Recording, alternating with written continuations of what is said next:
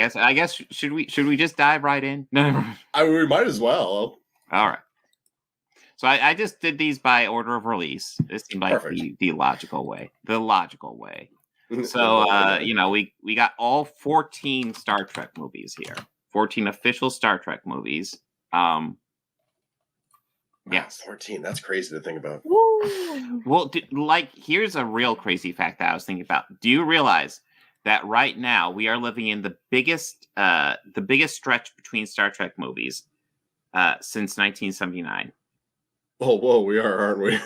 Yeah, we just passed the time between whatever's coming out next and beyond is now exceeded. I think the other stretch was between 2009 and Nemesis, and we surpassed that one. Mm.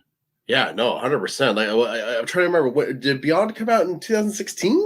Yeah, 15. They released it for the 50th anniversary. And now it seems like they might be struggling to get the next one out for the 60th. Oh yeah, okay. Bring DS9 back, you cowards! Yes, do a Deep Space Nine movie. You can do it.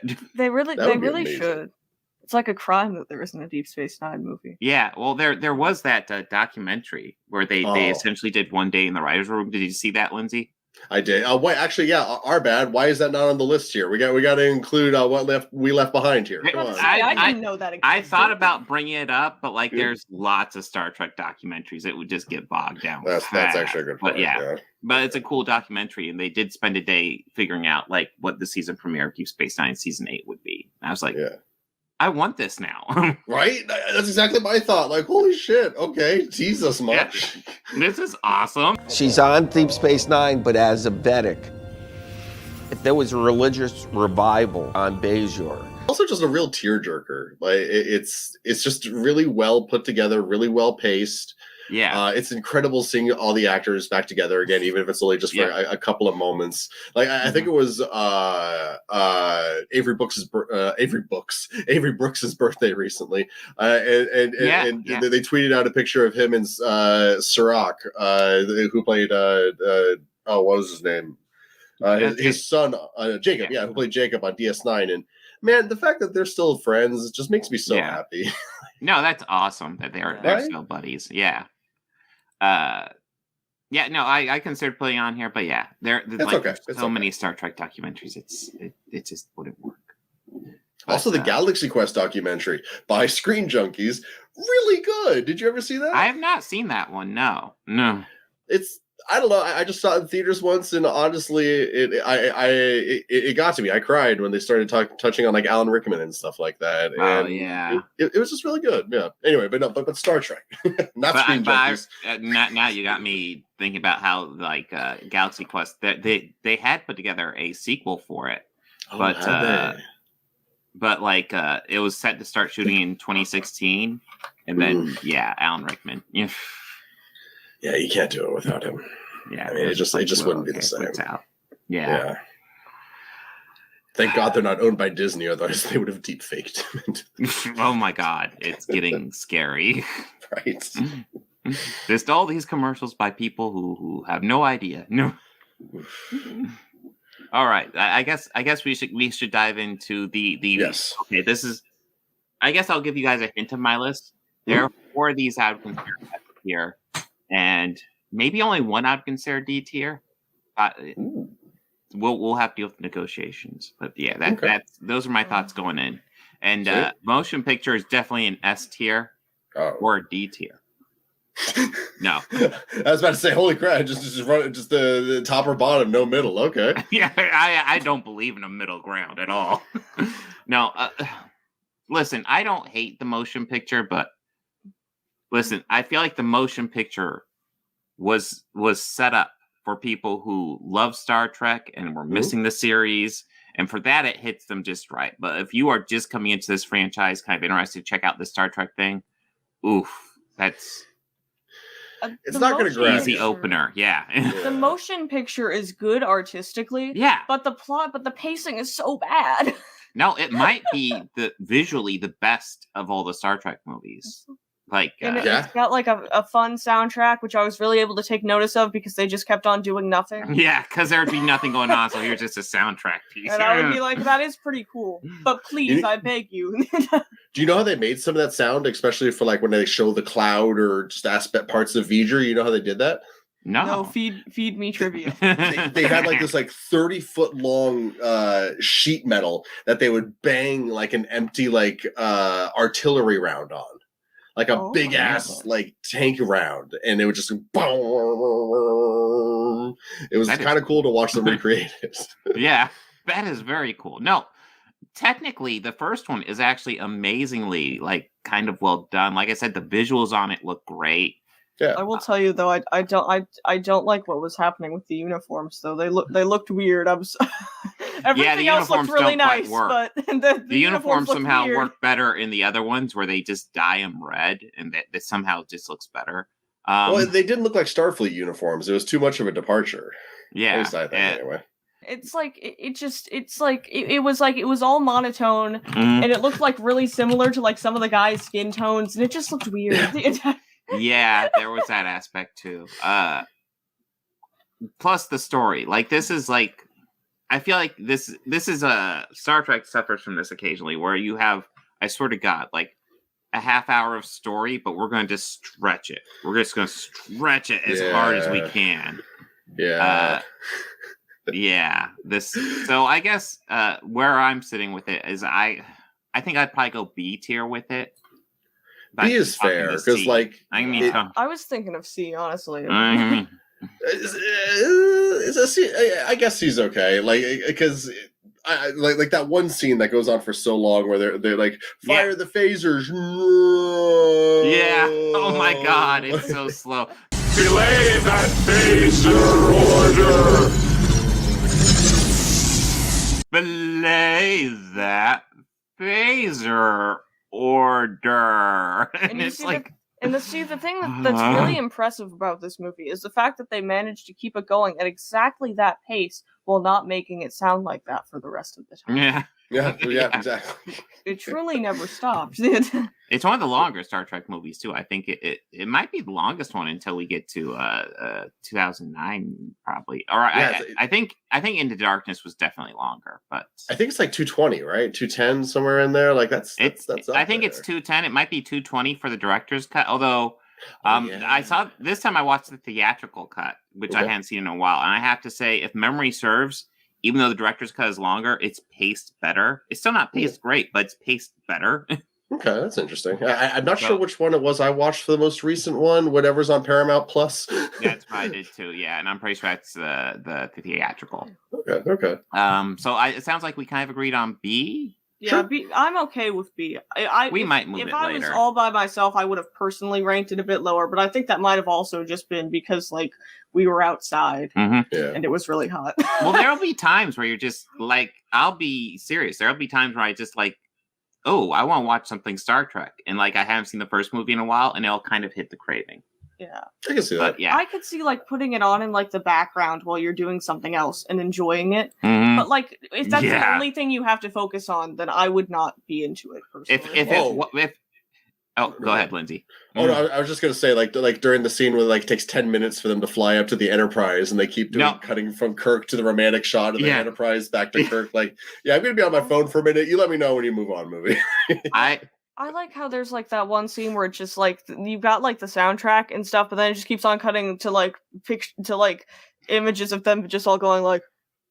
And well, they like look out because it's like whoa, but it's like, and then it just like goes on for like 7 minutes. Hey, the famous ship scene where they're flying up to a ship at least inspired the lower deck scene where they're flying up to the Cerritos, and they just keep on cutting to it while what's his name, Boimler is just literally crying just how beautiful it is.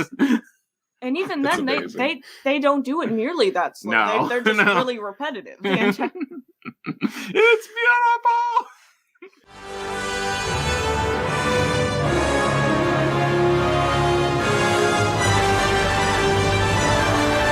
And like, I think the movie comes together brilliantly. Like that third act when you realize that V'ger is Voyager, and especially like watching it in hindsight because I had actually forgotten about that. So like, oh, Voyager, that's like it's like predicting the future, but like I don't know, that comes together just really well, and also because I don't know, the whole thing's about sex. That's kind of, I wasn't quite ready for that either. Yeah, well, listen, Spock flew through a vagina. He did. It's natural. It's and natural. that's truly the best part of the movie. The entire time we were sitting there and we were like, when's Spock gonna do the thing? But Paul here is kind of agreeing with me. Yeah, as I recall, the director's cut is paced a lot better. The theatrical is just a little interesting. I'll have to try and check that out just out of curiosity then.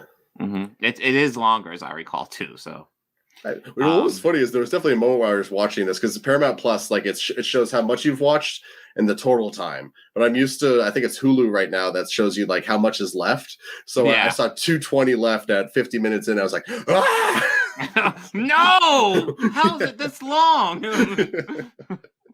That would be terrifying. And then you too, Lieutenant. My oath of celibacy is on record, Captain. May I assume my duties? By all means. Okay, so next up we got The Wrath of Khan, the soft reboot of the entire film franchise. Because essentially, like, the first one looked great, but there was a big budget to it. And it did make its money back, but Paramount was just kind of like, hey, we should do this for less money. And then they brought in Harv Bennett produced it, and then Nicholas Meyer, who's done TV work, came in to write and direct it. So we got Wrath of Khan. Ooh. This is one of my S tiers. I love this. I think that Wrath of Khan is like, I think Wrath of Khan is a very good Star Trek movie. Mm-hmm. You guys already know this. I think if I was like making the tier list all by myself, I actually don't know if I would put it on like S or A, but I definitely wouldn't put it any lower. You're fired. Get out. Get out. I mean, it's a very good movie, and honestly, I feel like if I were to like do it later, I'd probably have to like go back and make sure everything was like properly sectioned from each other so that like it doesn't like look like let's say, for example, I put it in A tier, but then like I end up putting like another movie that I don't like nearly as much in A tier, it's gonna go up to S tier, like automatically, you know? Like I'd probably have to like weigh through it once I was done just to make sure everything like matched correctly. You know? And it's definitely a good Star Trek movie. That's not an insult to it, by the way. No, it's awesome. Yeah. A's for awesome. Yeah,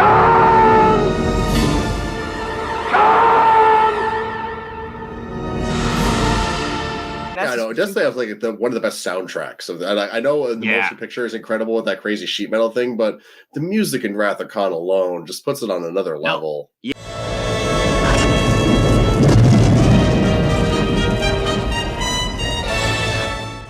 Yeah, James Horner just fucking knocked it out of the park. I'm 99% sure it was James Horner for. I think you're right. Yeah, pretty sure. Yeah, but yeah, apparently this is Gene Roddenberry's like least favorite movie because he didn't like. I mean, I kind of get it because like he had so much control over the motion picture, and then they kind of kicked him out for this one. Yeah. So there's a history for that one. Yeah.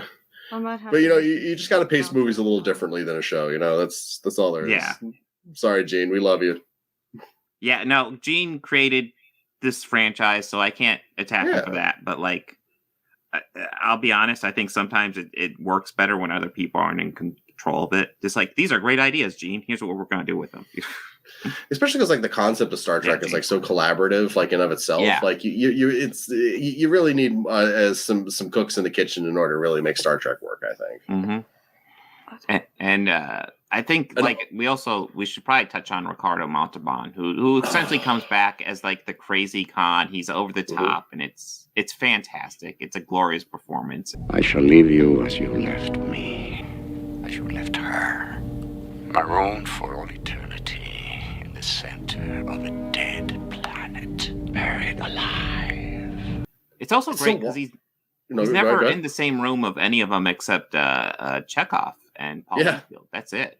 You feel his presence because he's just it's Shakespearean, like the how into it he gets and how grand he makes even like the most simple of things because he's so articulate and his vocabulary is so wide. It's insane to watch, especially because that's his real chest too. You know that, right? Like that's not like everybody likes to be like it's plastic, and it's like.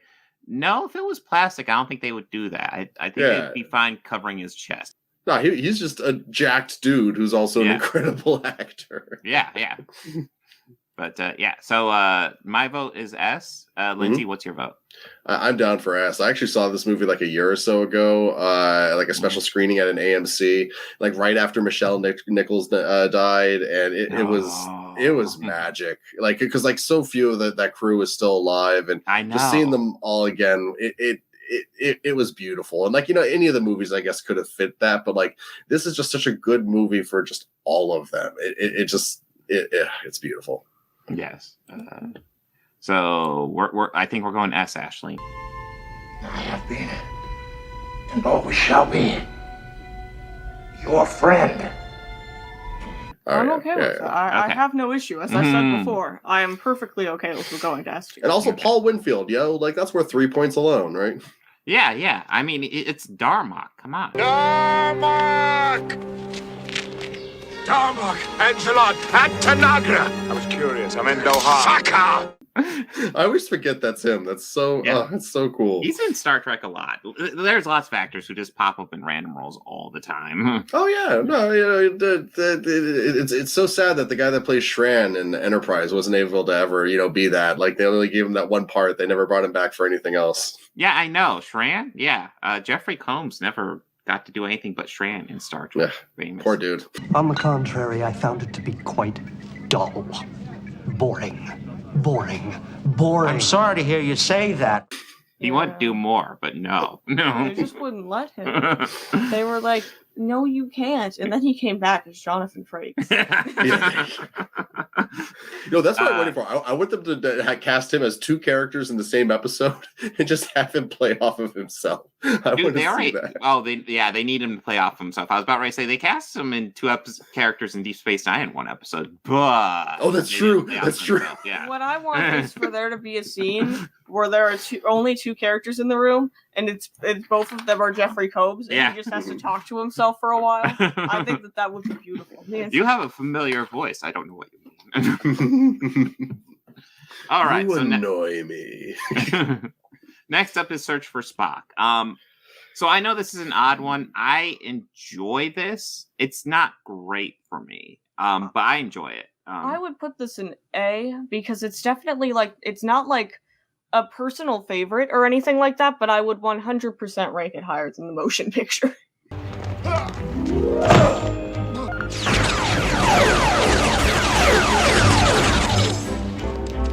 Don't call me tiny. I would too. I lean A for it as well, but might get knocked down because there's probably some A's coming up where I'm like, I don't like that in the same tier. But so I have where a you lot at of with thoughts it, on this one. Like first off, Christopher Lloyd, incredible. Like automatic 15 points. I don't know what the scale is for these points that I'm handing out, but he's there. He's a Klingon. It's incredible. His dog is obviously fake and just horrible, and I hate it. But it's Christopher Lloyd, man. It's incredible. If we don't help each other, we'll die here. Perfect. Then that's the way it shall be. But it also what's something I'd forgotten about these movies are 2 through 4 are like a mini trilogy. Yes. 2, 3, and 4 are all supposed to be back to back to back. Mm-hmm. Yeah, the fifth one completes it perfectly. Oh shit! Well, we don't talk about there. The fifth one until we'll get there. And it's just I love the fact that the entire we'll get to it. The entire fourth movie is set on the ship of the bad guys in this one. That's just cool. But. And Nimoy, he directed it. That's pretty sweet. Yeah, he directed 3 and 4. Oh, he directed 4 too. Oh, well, yeah. He never figured out how security camera footage works. Yeah, okay. and both we accept him. You can see his flaws. Yeah, both movies use security camera, and it's literally just footage from the past movie, and it's that's not security camera footage. Leonard, you gotta reshoot it. I'm sorry, buddy. Yeah. Okay, but the fact that he directed 4, okay, so that's actually I can forgive 3. I can't forgive 3. Then I don't like this movie. I love Spock, but I always hate bringing a character back to life, and I guess it makes sense because the Genesis device from Khan. I guess we didn't really go into the plot of Khan, but it's all about this device that just creates livable planets and life, and the way that can be used as an incredibly destructive weapon is a reoccurring theme for the rest of the film franchise, which is again pretty cool. Like the Fast and the Furious, the God's Eye from 7 never came up again. Like anyway, but something about this movie just doesn't work for me. So I would push for putting it in like C tier. But I admit that I'm the minority on that one. Although I will also remind you of the Star Trek curse. By this being an odd number movie, it's bad. Okay, so I will tell you that that this movie is definitely not my favorite. I'm also not a big fan of the whole thing where you bring a character to life. I feel like that has to be handled in like a very, very specific manner for it to work. And most of the times it just doesn't. And, I also, it's not, I didn't hate it, but it's not like a personal favorite of mine. I would be okay putting it down lower, but I would like to throw like an idea over to you. I'm not a big fan of this movie, but I am even less of a fan of the motion picture. So I think that what we should do is that we should put this one in B and we should move motion picture down to C. That is my proposal. That's interesting. Create like a B.5 category. Like is that possible? Like I don't want to overthink it. I don't want. No, you're fine. You're fine. This is too much. It's too much. I guess if I was to watch one of these again, it probably would be Star Trek 3. Partially just because I just found out that I guess Kirk's kid is like he was a friend. He and my dad were friends for a while, so I'd want to go back and just watch. Yeah, as CP has joked in the past, the cavalcade of people that I know or my family knows in Hollywood is incredibly random. Also, he died of AIDS just a few years after Star Trek 3. It was like 89 or something. Yeah, I think great actor. He also popped up in a TNG episode as well. That's right. Dude is so talented. Rest in peace, man. Like, so yeah, you know what? I'm okay with Ashlene's idea. Yeah, I can rock with that. That's not my name, but thank you. Actually, no, I'm sorry. Oh my god. You got wrong. You see, she brought up the idea to you, and I don't even know if I like it. Like, I think I can live with 3 and B, but I don't know if I want to kick down 1. Okay. I'll sit with it for right now, but I might bring it up and be like, hey, 1, I don't know if 1 should be there. I don't know. I mean, it's not set in stone later, so we're going to end up going back to it anyway. All right. Also, you can call me Lindsay or whatever you want for the rest of this. There you go. 5. Get out! 3. Get out of there! Get out! 1. So next up is Star Trek 4. This is Search for Spock was Leonard Nimoy's first directing job, and then Voyage Home was his second. I love this movie. Yeah, no, it's kind of wild. Like this is the one with the whale, right? Yeah, this is an S tier for me. There be whales here. Admiral, there be whales here. I was thinking A tier on this one. So like, really? Yeah. But you guys are gonna overrule me again. Listen. So, but you don't understand the fact that there's like an alien species that has come to Earth, and the one species that they care anything about are like whales that like died like thousands of years ago. It's so perfect. It's so perfect.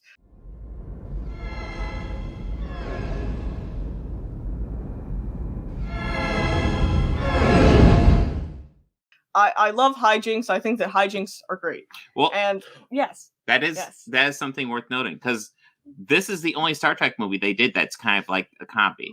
You want to Watch where you're going, you dumbass! Well, a double dumbass on you! Like, there's so many comedy episodes of the Star Trek series, but like, as far as official movies, this is the only one I'd really class as a comedy. Although other ones have lighter moments, but like, yeah, and I think it really makes it like stand out, and because it's a good comedy, it makes it stand out in a positive way. Yeah, you know? it does work, and comedy is tougher. I spent the entire time watching this movie, because this is the first time I'd watched it since I'd seen the Kelvin timeline movies. I spent the entire time watching it, being like, I want Chris Pine and Zachary Quinto to run around San Francisco in the 1970s and just get into hijinks. Yeah, no, the Kelvin movies. We'll get to them when we get to them. We'll get to the Kelvin movies. Yeah. But yeah, no, they definitely could use more hijinks.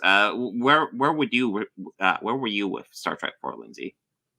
I think this is an S tier for me. So like, I love that they never explain the aliens. I adore that. Do you mind stopping that damn noise? And I say screw you!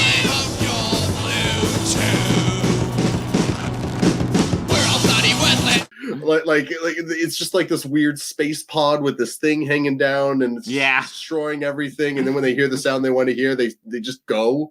That's cool. That's all you need. You don't need an explanation. The thing wanted whales in the universe. That's all the explanation we need. I will say the I remember there was a time where this movie seemed cheesy because they're like, oh, whales are dead. Now we're just kind of bringing them back. Oh, it's an environmental message. Since the dawn of time, men have harvested whales for a variety of purposes. 100 years ago, using hand-thrown harpoons, man did plenty of damage. But that is nothing compared to what he has achieved in this century.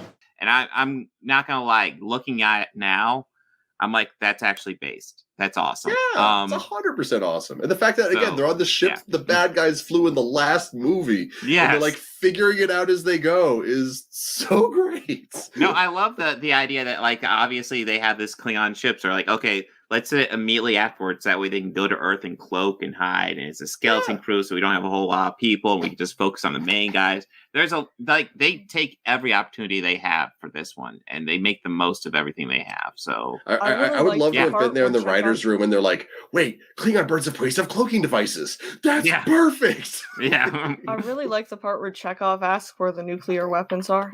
Excuse me, sir. Can you direct me to the naval base in Alameda? It's where they keep the nuclear vessels. I think it's perfect.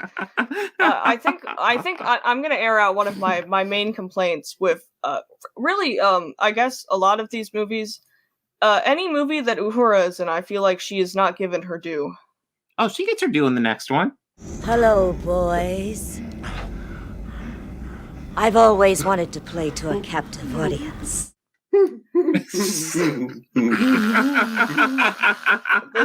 Listen. I mean, I guess Shatner did the most with her, but why? Listen. Okay, my opinion on that was that if Shatner truly wanted that to be in the movie, and he was, and that was his idea, then I feel like if you have an idea like that and you're a part of the cast, I feel like you shouldn't push it onto any of your teammates. You should just do it yourself. Okay? If you want that to be in the movie so bad, it's up to you. Yeah. Well, Nichelle Nichols, like, her character didn't even get a first name until Star Trek 2009. So, it tells you how much they were thinking about her throughout this entire film. Oh my god, I never realized that before. She didn't have a first name until 2009? Yeah, that's where they gave her a first name. Oh, no! Oh, was that why they spent so long building up to that? Yes, yes, that's why it was like, hey, what's your name? And she's like teasing him. Yeah, that's the whole point behind it. It's Jim Kirk. If you don't tell me your name, I'm going to have to make one up. I think they might have done like expanded stuff, but that's when the name was actually established in canon. Yeah. Oh my goodness! Oh, so like the video game thing of there's like external materials that give you the information of. Yeah. If you do the proper homework, you can find out her first name. I knew that apparently like Sulu didn't have like a first name for a while, but like I know it happened before then. Oh yeah. Hikaru was figured out before then. Yeah. But yeah, was it this one or was it 3 that had like Spunky Sulu where he's like flirting with a guy while blowing up the panel and shooting things with the phaser? You remember the scene I'm talking about? That's 3. That's 3. Oh, keeping you busy?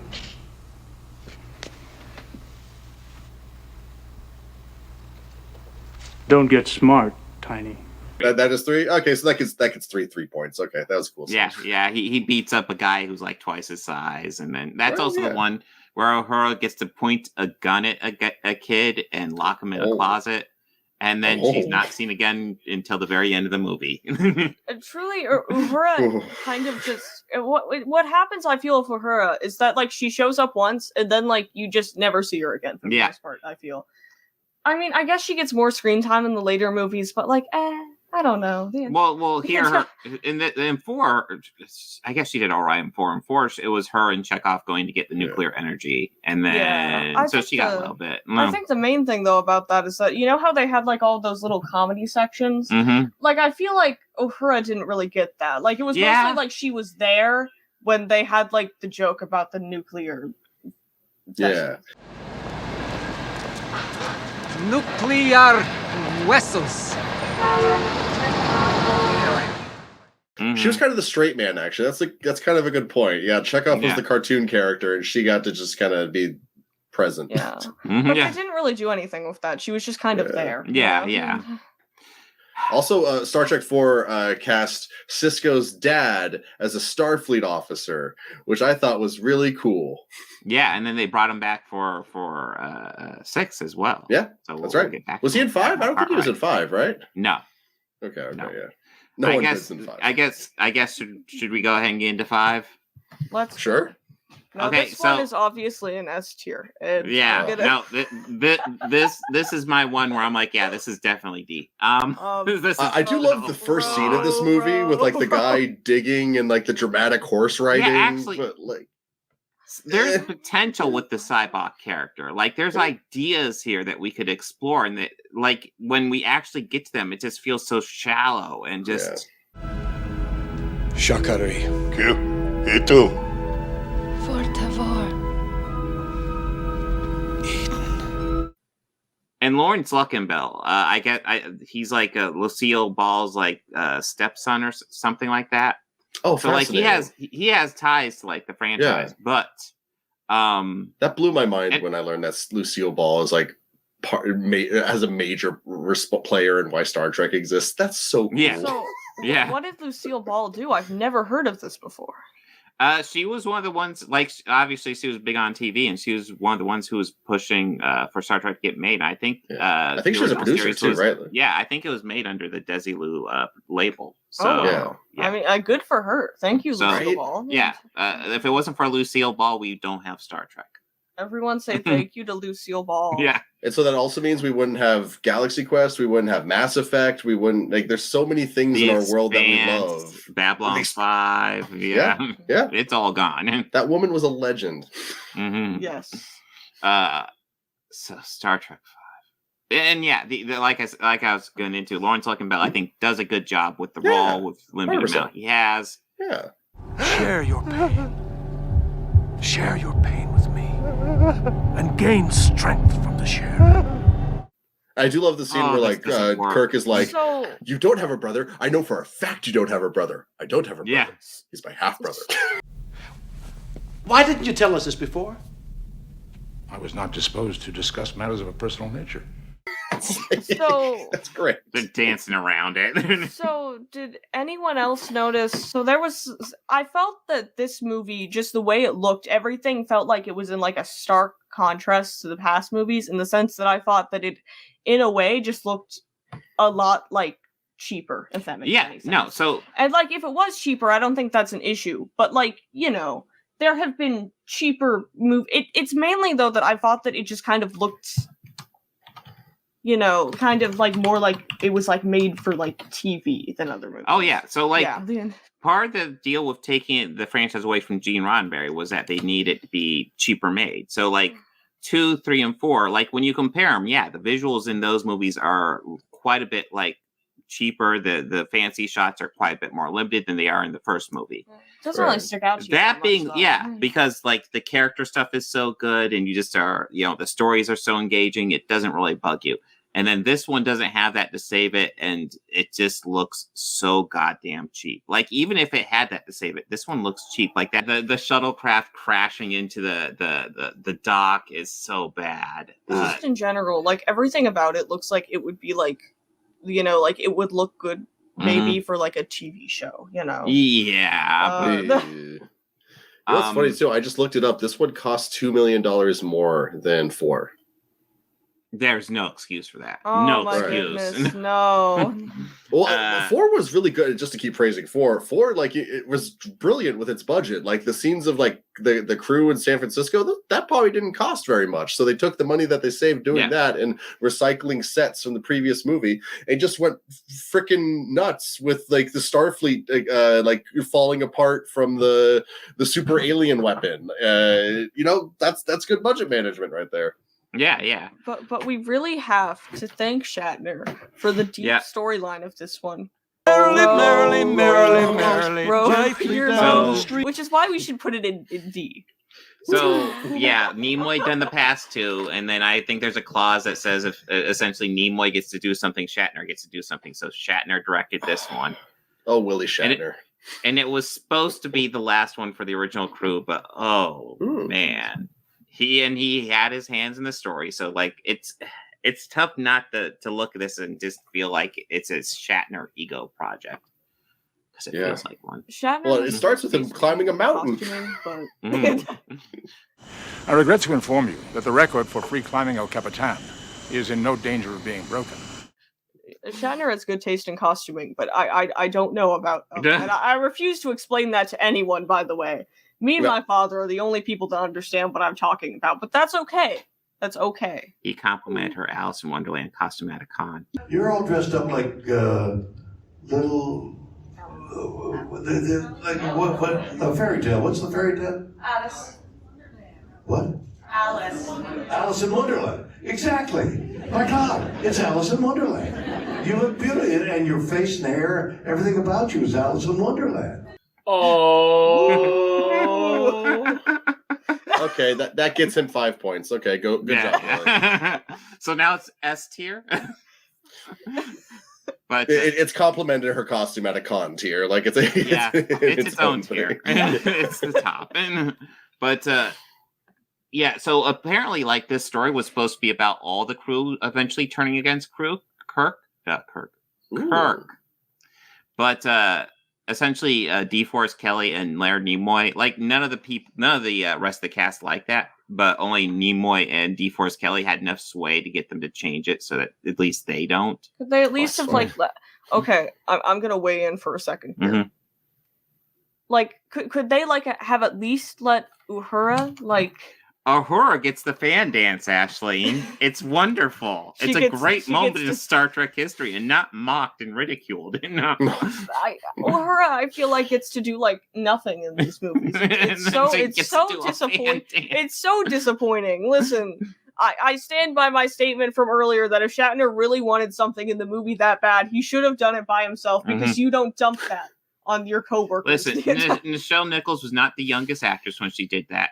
I'll give her credit; she looks good, but yeah, she went for it too, man. Like, like, good for her. Like, but oh my god, like, I can't believe that was like the entire point too. Like a bunch of people like, oh my goodness, a naked lady.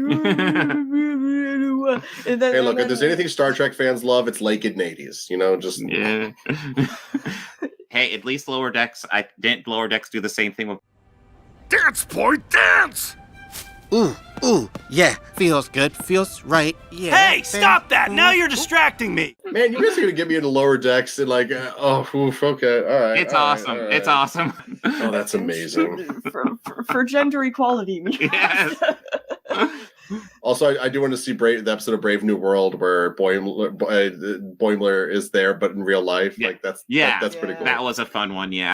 I cannot help but notice that you keep staring at us. Sorry, it's just that, you're Spock.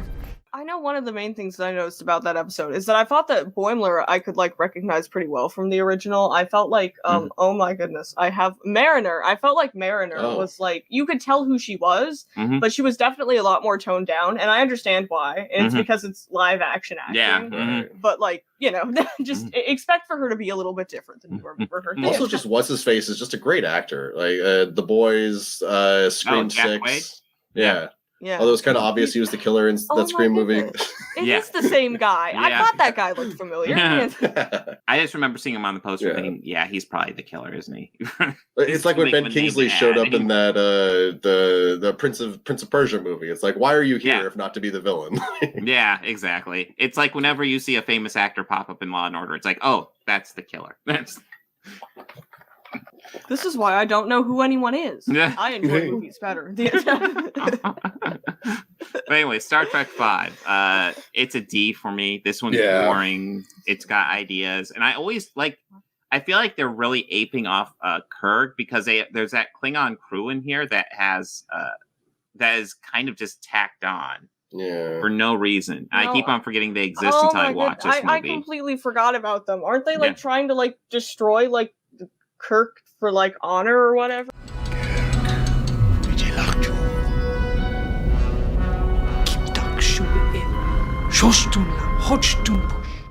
Yeah, they're trying they're going after Kirk for literally just bragging rights. It literally doesn't tie into anything at all. Also, right, yeah, this is also the one where they have like the ship that's falling apart.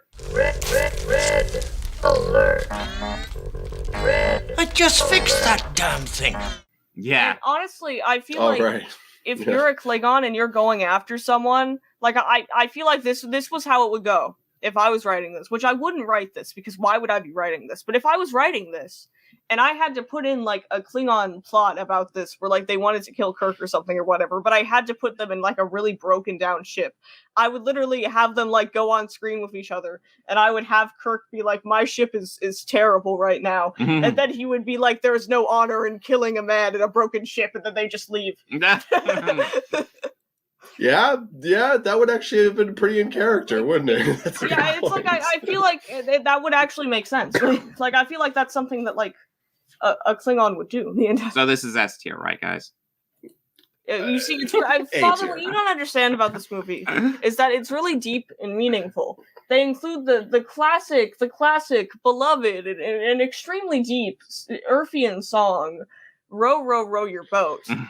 Merrily, merrily, merrily, lightly down the stream. Merrily, merrily, merrily, merrily. Which truly adds so much. And then, why is God in need of a starship? Excuse me. It will carry my power to every corner of creation. Excuse me, I'd just like to ask a question.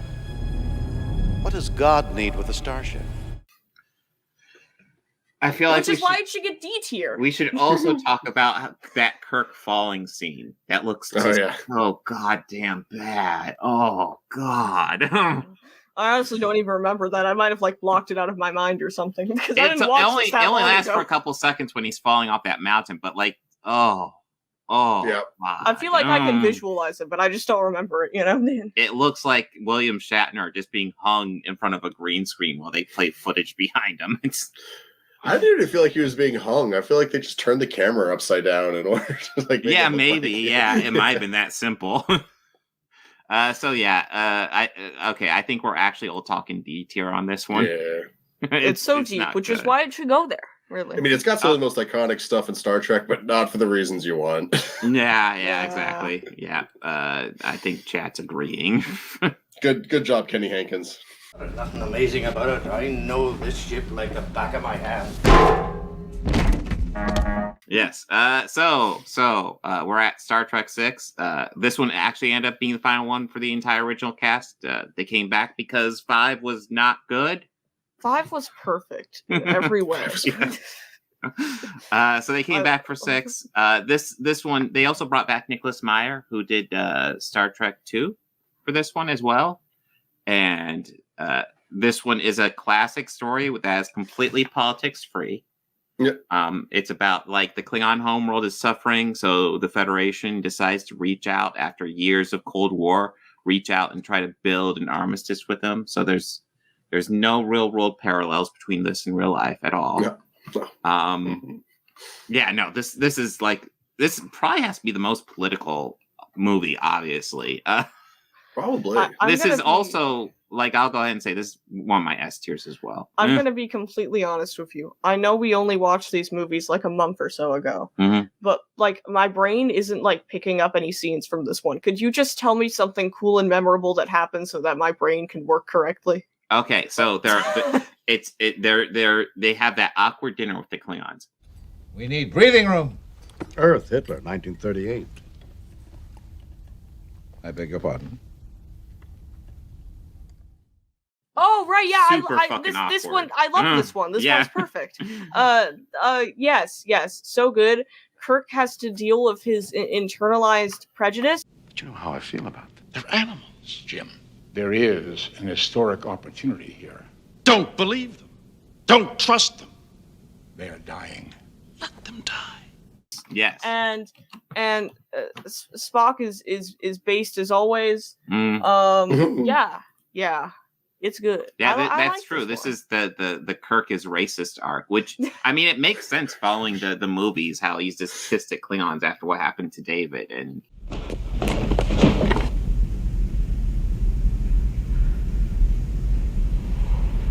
Klingon messenger killed my son. It's awesome to bring that back up. It's a meaningful way to bring it up, too. I love this one. Lindsay, the cast of this one is so good. Like, you have Michael Dorn's in there. You have Kurtwood Smith. You have Christopher Plummer. Christian Slater. I always forget he's in this one. Yeah, I remember like when he was in there for like a split second. I was like, oh my goodness, it's Christian Slater. Right? Well, you also, like, you didn't even bring up David Warner, so like you're out, Lindsay. Like David Warner, a brilliant actor. No, he's the main Klingon ambassador. He gets a great role here after kind of being completely wasted in 5, where they brought him in as just like the human ambassador. And do you remember that there are ambassadors in that movie? Like, the Klingon one came in useful, but everybody else was just forgotten about. I guess this reminds me of what I said earlier. I don't know who anyone is. I only know a very specific set of actors. I don't know what David Warner looks like. Well, in this one, he's covered in Klingon makeup, so I don't know what he looks like helps a lot. Yeah, but you also get Christopher Plummer as the villain, who, you know, he's in a Klingon ship that can firewall cloak, something that doesn't really come up again often. But you also see Worf as a lawyer. But perhaps they merely wore Starfleet uniform. Colonel Worf, we are interested in facts, not theories. Yeah, Worf. Lawyer Worf. That's the Star Trek series we need. Yeah. Worf goes to law school. so this was actually the first time when I watched this and prep for this. This is the first time I'd seen this one since I was like 6. So I had completely forgotten so much of this movie, and I adore this movie. Like that sequence where they turn the gravity off on the ship, so everyone's just hopelessly floating in the air. Like, the CGI is not great, but that's badass, you know? Yeah. No, the whole mystery aspect where like after the dinner, the Klingons go back to their ship. You know, Kirk's just on the bridge. They're like, oh, there's this weird reading. It's like, okay, radiation reading, whatever. All of a sudden, the Enterprise is firing on the Klingon ship. You know anything about a radiation surge? Only the size of my head. I know what you mean. And Kirk is just like, what's happening? What's happened? We have fired on the Chancellor's ship. Torpedo room! Please confirm. Have me fired. Why are we shooting at them? Why is this happening? Confirmed, sir.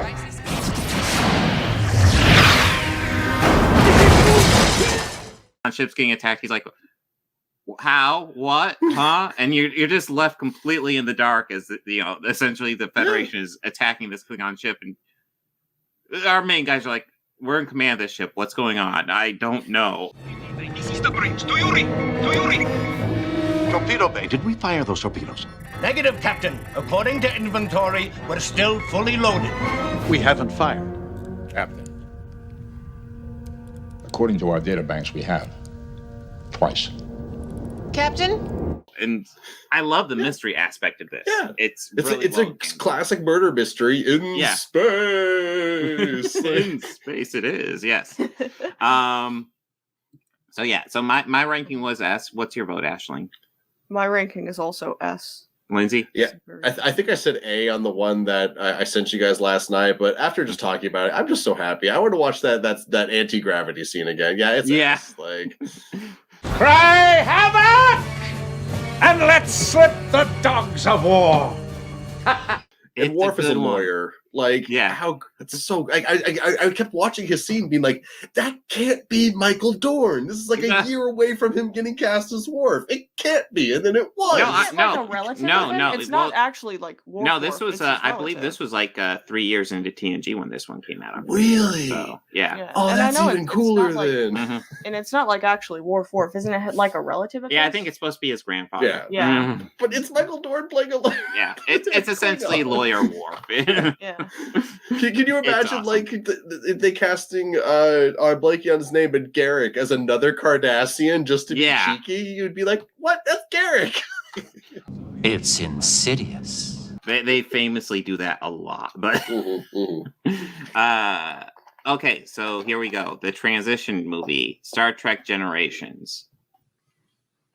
I have mixed feelings. I have no. I like this movie. Okay, so well, like, wait, was this the one where like Shatner died and they like? Yeah. So okay, like, I mean, traditionally, you ask for captain on the bridge. This is the first one where they asked for bridge on the captain. Oh. No. So like, atmosphere wise, I think this one kind of does all right. It gets like, for me, the atmosphere falls apart in the third act where we're in the Nexus, and then things get really wonky. The villain's plan is garbage in this, because like, it's set up that like he has to like essentially be on a planet and destroy a whole bunch of planets to get back in the Nexus, despite the fact that Kirk is just there from just being on a ship that blew up. So like, you could literally just get a shuttlecraft and fly in there if you really wanted to, but apparently that's not good enough for him. Oh, is this also the one where we have like a flashback to like Picard's family or whatever? Well, They're yeah, all, like, from the Victorian era. Love you, Father. Were you scared? Look at the tree. I helped decorate it. Well, no, we actually deal with some interesting story stuff as well, because Picard's family, his family died in a fire, and he's like, he's dealing with a lot of shit in this one. About all the experiences that Renee's not going to have, about going to the academy, reading books, and listening to music, falling in love. And some of the best, like one of the best episodes of Star Trek, like right after Best of Both Worlds, he just goes back and like he hangs out with his family for a bit. Yeah. So you get emotionally invested in that. Like I think that the work that they did with Picard and like his whole like, you know, relationship to his family's death, I don't know if that's the best way to describe it, was well done. I just think that it's interesting that they chose to clothe them in that way. Yeah. Considering the time period. That's true, yeah. It's like, it was way too old school. He wasn't in the 18th century, guys. Come on. I mean, I guess you can make an argument that like the clothes came back in fashion or whatever, but and, like whatever. Why? And like whatever, they look nice. They've got very like nice bright colors on, but like still. Yeah. Well, remember the episode, the best episode of TNG, Sub Rosa, when they're on the planet of ancient Ireland. Like it happens. Sure. Oh,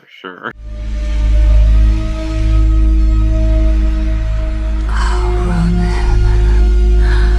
I had no idea I could feel this way. Yeah. God, where would I want to put this? Because I don't hate this one, but I don't like it either. Like, it's tricky for me too, because I like it. I know it's not a good movie, but I like this one. Mr. Plinkett, I keep shouting out bigger YouTube channels. Great video on this. Well, dude, Red Letter Media is awesome. Just period. But I would put this in B just because that's like the eternal middle ground, Yeah. And I feel like it's made for a movie like this. I also like when you look at the production behind it, like it's entertaining enough, kind of, and then you look at the production behind it, and like they were like, we want to get a Star Trek movie out, and that's why they ended TNG, and they like ended TNG and rushed this into production and got it out like I think like that the end of that year after TNG ended. And like you can tell, like there's like the uniforms are the most obvious tell. because they're constantly changing style of uniforms because they didn't have enough uniforms made. So they had to borrow Deep Space Nine and Voyager I don't think was around at that time. So it was just Deep Space Nine uniforms were getting borrowed left and right. This production was a wreck, and like they obviously had to rush out the story, which is why like a lot of the stuff is wonky, obviously. But there's still like some solid stuff here, and it's worth noting. This was written by I want to say Ronald D. Moore and Brian Braga, who did. They also did First Contact after this, so that they kept on writing after this. And First Contact is such a step up. We'll get to it soon, but like this feels rushed. It really does, and I like. It's like, dude, like. Imagine how good this could have been if they'd given it just 1 year. Just said, we're going to push this back to 95 and we'll release it then. I think this could have been really good. And instead, it's just rushed. Like we mentioned earlier, like it's a little weird that the plot of this movie is a guy's willing to blow up a sun and give up like a whole solar system when really just make better shields, man. Like just invest in some shield tech and you'll be able to fly. Well, in case you haven't seen the movie, if you're watching, the entire thing is about getting in this like space ribbon that just lets you live in your own personal paradise forever outside of time. It's a little weird, but spaceships explode if you fly into it. So the guy like blows up a sun to redirect the ribbon to hit a planet that he's on in order for him to get on it. Like, just build better shields. It's so much easier. Like, it's it's like a random solar system too, right? It's not like the Milky Way or anything like that. It's not a solar system we're like invested in. It's a whole new species we haven't seen. I think they're supposed to be pre-warp or something, but like it's a couple billion people are supposed to be dying when he does this. So okay, well, there's stakes, but like I almost want to put this one in B, but I don't like putting it in the same tier as 3. So I think you make it fair. C. Yeah. Okay. Like I love the data and motion chip stuff. Like that's great. And dude, the I don't feel like they fully explored it as much as they could, but like I love the shit. Like when the ship is crashing and Data just looks and goes, "Oh shit!" Yeah, it's just such a great moment. Brent Spiner's great. Yeah. Also, I love memeing on the scene where Guinan's like. Giving you Data a drink, and he's like, "No, I hate this." And Guinan's like, "More? Yes, please." Oh, yes. I hate this. It is revolting. More? Please. Yeah. So there's stuff to like here, but like, I guess there's stuff to like in the first one too. So we'll keep them in C. It is cool seeing Picard and Shatner on screen. Like it's hard to. Yes. Picard and Shatner, cool. Picard and Kirk on screen. Together. Yeah, Picard.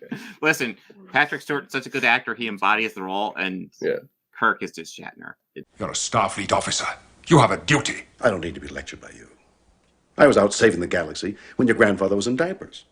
Okay, so next up is First Contact. Spoiler. This is another one of my S tiers. I love this one.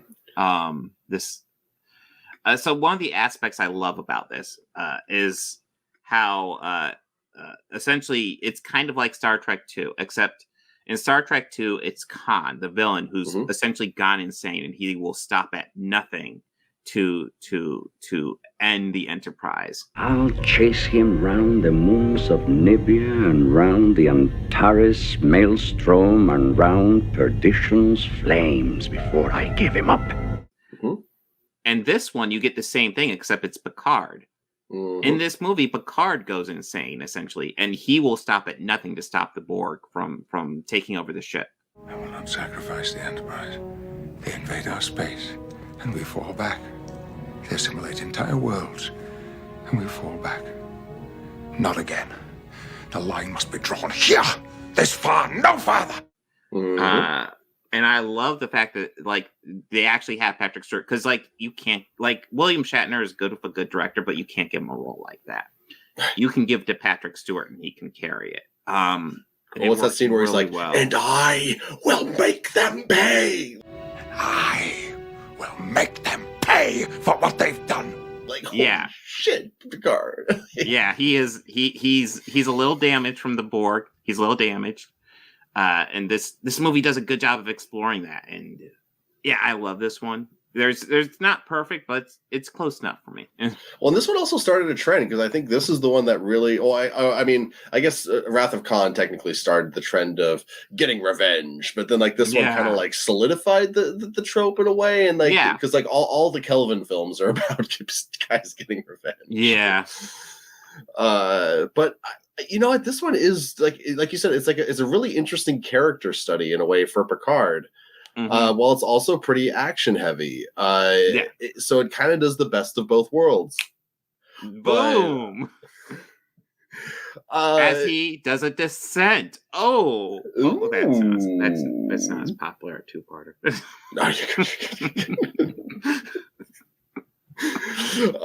But there's issues with the film too. Like you could say, like I think the Borg are going about their plan in like the worst way possible, but like cinematically speaking, like in order to be like an appeasing story to put on screen, you kind of have to do it this way.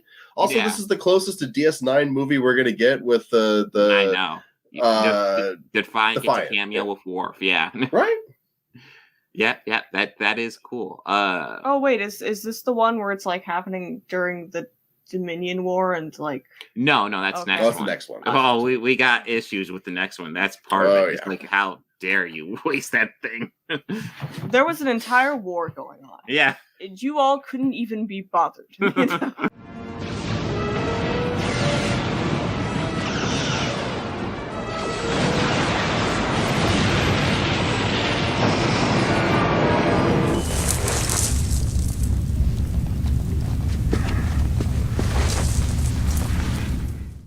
I guess what's our votes for First Contact? That's it. Maybe it's our first A. Or if you guys want to put it up an S, like I don't really have an issue with that. I'd say A though. Okay, what's your vote for it? Disown me if you want, and I'm not going to say that it's bad. 110%. I'm telling you what. I'm not saying that it's bad at all. Hearing you all talk about it makes me have a great appreciation for it, but I am really struggling to.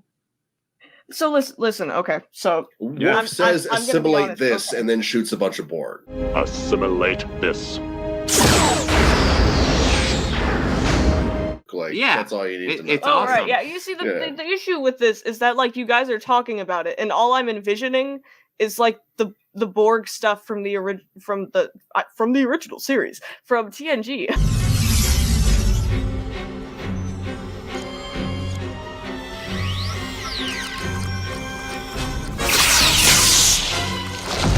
And I guess I don't know. I think I kind of lost faith after the first TNG movie, and I think my brain kind of was like working on like the way you guys are talking about it tells me that I should watch it again, but I just don't remember it that well, and I think my brain just wasn't as committed. Okay. If that makes any sense. Yeah, no. So I really don't have a vote. The way you guys are talking about it makes it seem very cool, and I 110% would like to watch it again.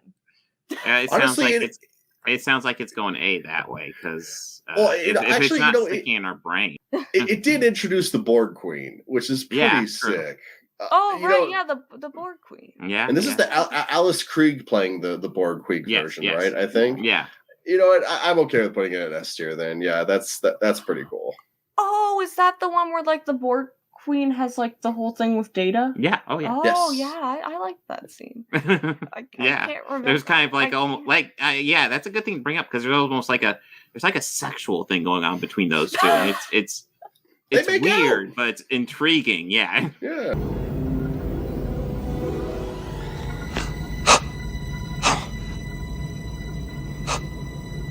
Was that good for you? Data's always getting it on, man. Good for him. Dude, he's got the moves. He's got... all right. So that brings us to Insurrection. So this one is the best Star Trek movie ever, guys. This one isn't forgettable at all. This one so was amazing. actually, I think, I don't know.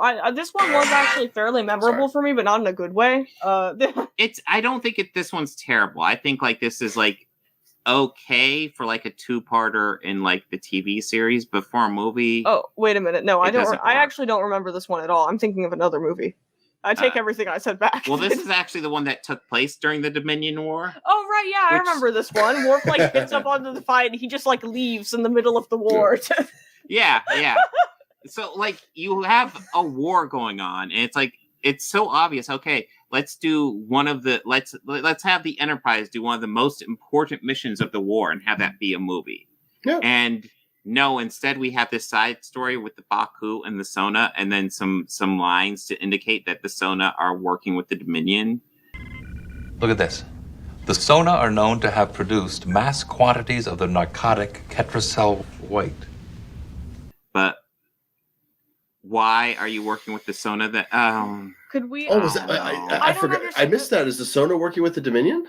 Yeah, no. The Sona are one of the biggest producers of Ketracel white for the Jem'Hadar. We could have had the TNG cast helping fight, and the Dominion War. We could have had a couple of well placed DS9 cameos. Yeah. And while I would far prefer to just have a DS9 movie, that would be the next best thing for me. I mean, you don't okay, so you don't even need Deep Space Nine cameos, but just have this really important mission during the Dominion War that the Enterprise needs to do, and then just do a movie about that. Yeah. That would be so much cooler than what we got here. Instead of basically Picard and the whole guys calling up Worf and Worf and them being like, listen, I just need you to forget about that. So I heard you're in a war right now. Forget about that. It's not important. Yeah. Okay. Well, yeah. No. Just get over here. We're gonna screw around for a little bit. We got some people who really believe in facelifts, and they're hardcore into it, and we're gonna work with them. Well, that scene where they kill the Admiral with the facelift machine, that was nightmare fuel for me for a few years as a kid. Yeah.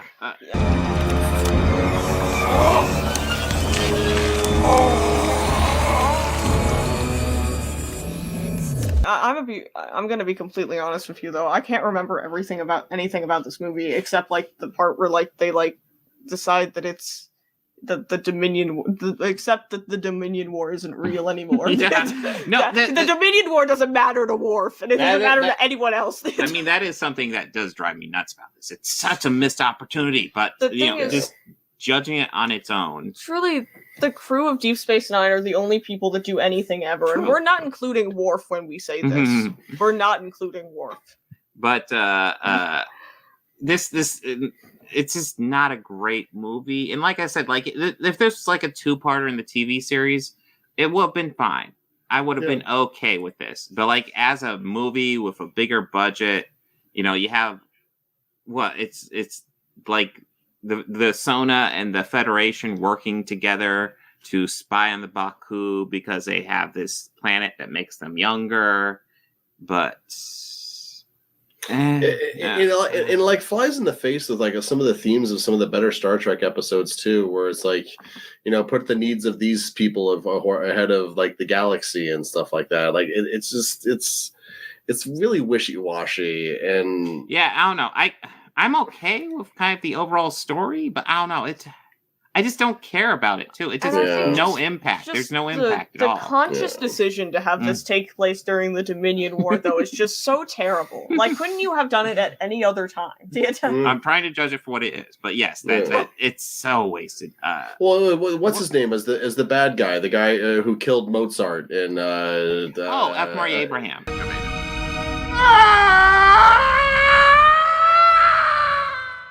Yeah, he's great. He's a very good villain. Also, the plan is just so convoluted. We're gonna teleport them up to the hologram ship, and so they don't know we've teleported them, and then we're gonna take them to another planet and put them there, and they'll never know because we're gonna make the planet we put them on look like the planet we took them from. What? Yeah. It's almost like it's convoluted. And to my understanding, there's not even that many of them on the planet. And why couldn't they just share the planet? But apparently the Sona just want to harvest the planet so they can get all the de-aging stuff faster. Also, just take some of their blood. Just be hey, yo, can we do a blood drive where you just give us some of your blood? And then, maybe you could, synthesize a didgeridoo from that. I don't know. Why do you got to do all this other stuff? Although I do love when Riker's give me manual control, and it's a joystick. Computer, access manual steering column. Transfer helm controls to manual. Bridge. That is awesome. It's incredible. And it's got a little trigger to release the gas. Because this joystick is for when you need to attack people with gas? What? And this is also the movie that actually gives us the Riker maneuver, even though we all know it's just lifting his leg of the chair. I was going to ask about that one. Yeah. Once again, another terrible decision. Yeah. Wouldn't be surprised if history remembers this as the Riker maneuver. If it works. It's just extremely incorrect in every manner. Okay, touching this can't possibly change the future, right? Whoa. Riker. I lean C tier on this one. Where are you guys at? Yeah, I feel. Yeah, C is fair. C. Put it in C. Bosom should heave, and his heart should glow, and his fist be ever ready for a knockdown blow. Although I'm not gonna lie, I actually do prefer Generations and Motion Picture to this one. But I do too. Yeah, maybe Generations deserves B. It's hard to tell. Okay, so next one. Absolutely, this is a Star Trek movie. Yeah. Absolutely, this is 100%. Star Trek Galaxy Quest. It's a core meltdown, sir. It can't be stopped. Surrender may be our only option. No! Never give up. Never surrender. We're not doing this to make ourselves feel better because of those last movies. We're totally not. No, we're not. We're doing it because it is a Star Trek movie. Yes, absolutely. So this one, No, go ahead. Go ahead. No, I was just gonna say it fixes it makes the curse work because otherwise you go bad movie. You go get bad movie Galaxy Quest bad movie. It makes the curse work. It does make the curse work because otherwise you get two bad movies and then the Kelvin movies are kind of flipped and Also, if you know who David Mamet is, very famous playwright, also wrote Glengarry Glen Ross and a bunch of other really famous, well-regarded movies, has been quoted as saying he's only ever seen 4 perfect movies. One of them was The Godfather. I don't remember what the other 2 were, but the 4th one was Galaxy Quest. No. The Godfather, A Place in the Sun, Dodsworth, and Galaxy Quest. Yeah. I don't know what those 2 middle ones are, but yeah, I don't know who they are either. I've seen Godfather and Galaxy Quest, and it's interesting that they're in the same tier. Right? That's fascinating. But also, it kind of makes sense in a way. I don't know. It's a really good script. It's super, super solid. This it's again an example of having fun with Star Trek, but not disrespecting it. It's so just. This is such a Star Trek movie without having the name. And also, I have so many friends who don't watch Star Trek, but love Galaxy Quest. How many people like Scary Movie but have never seen Scream? How many people like Robin Hood Men in Tights that don't know the story of Robin Hood? How often does that happen? Yeah, that's true. I think Galaxy Quest even exceeds Scream because I feel Scream kind of stands on its own a bit. I feel like Galaxy Quest is even next level even to that. Yeah. Which is why I say we added. Oh, go ahead. I'm sorry. Yeah, I was just gonna say Robin Hood Men in Tights is definitely one where it doesn't quite stand on its own in my opinion. But it's got its moments. It's gonna give me a moment here. You said that Scream stands on its own. Yeah. Weren't we saying... Scary Movie. If we put Scream and Scary Movie together, isn't Scary Movie the parody? I get that Scream is kind of a parody. Was meant to be... Scream was designed to be a parody as well. But Scream is a parody in general of the genre. Mm-hmm. It's meant to stand on its own as well. Yeah. Well, that's true. Did you know the original title of Scream was Scary Movie? Before was it? Flat out parody of it? Yeah. I mean, I think that's amazing. I think that would have been great. Yeah. I'm gonna be honest with you. I don't know how many people would have went to the theaters for a movie called Scary Movie. Well, it did all right. Yeah, Scary Movie actually did really good. Yeah. Started a whole wave of the action movie and the epic movie, and I didn't see any of those, but it did start a wave. And I'm embarrassed by how many of them I've seen. No. But Galaxy Quest, Sam Rockwell alone. Are we doing episode 81 or not? It's just a rough plan, guy. What difference does it make if it's episode 81 or not? Because I died at episode 81! I'm sorry, I'm going to say it. We need to add another tier above S. Perfect. And Galaxy Quest goes there. Damn. I will not much on A this. tier for it as much as I love it. Yeah, I know. I was gonna say I think this one is a very solid A tier for me. You know, it's definitely not bad, and I think it does what it wants to do very well. I love all of the alien acting; they were perfect in every way. Our society had fallen into disarray, but since the transmission, we have modeled every aspect of our society from your example, and it has saved us. But it's just, Rainn Wilson is one of them. Did you know that? I wouldn't put it briefly. Yeah, but I just wouldn't put it next to the movies in S tier. As much as I enjoy this one, I think it's a very solid A tier and a very good A tier. And it's really not an insult to it that I'm putting it at A tier. Dude, A tier is a good tier. A tier is a good tier. It's just that I don't know. I think it's good there. Yeah, I think it's good there. You're impassioned on the A tier. Listen, if it does do A tier, it means it's sitting next to First Contact, which is a good fucking company. Yeah, that's true. And a couple of other just little things about the movie that I love that if I don't say I'll regret later. One of a super early use of letterbox and then go widescreen for a full screen for a very specific shot when Tim Burton he's standing on the thing and then the ship opens up and you realize I'm actually in space. That's a full screen shot in a mostly letterbox movie, and like that's such a great use of that. Like that really pulls him into the story, pulls us into the story. It's so good. No, it's a subtle thing too, and you like you're aware of it, but you're not because it all of a sudden like in that moment it just feels bigger. And it's a perfect use of that. I think the cast here is perfect. I think it's a shame that they never got back to reprise them because it was something where I wanted to see like a sequel or some sort of follow up to this. I know I want to see their Wrath of Khan. Yeah. Well, the first thing that delayed it was I know Daryl Mitchell had that motorcycle accident, which is where he's paralyzed from the waist down now. I didn't. Which is why whenever you see him now, he's in a wheelchair. But like he was actually one of those actors that was just popping up in a lot of stuff and just like standing out in every role he had. Are you telling me you can get the hover tank to work?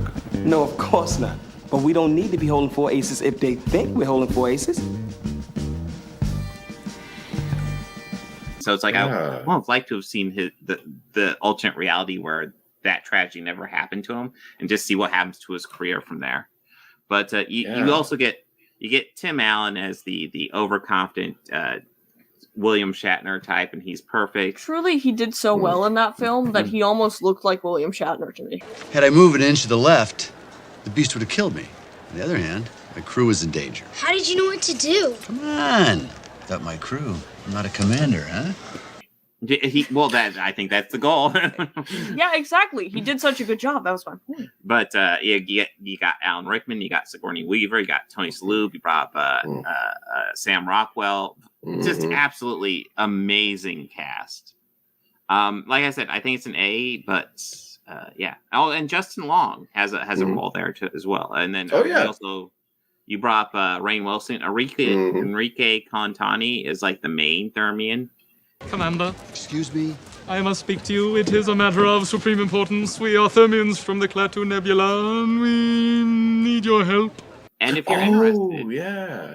you're interested, you can absolutely watch this movie with the Thermian language track on the most the special features. We can watch it in Thermian? Yes. Oh my goodness, this is great. This is great. Oh, that's amazing. Yeah, so it's a cool thing. I've watched it for a couple minutes like that. It gets old real fast, but it's kind of amazing they did the whole movie like that. It's like total gimmick. But yeah, such all the a good characters one. just totally going.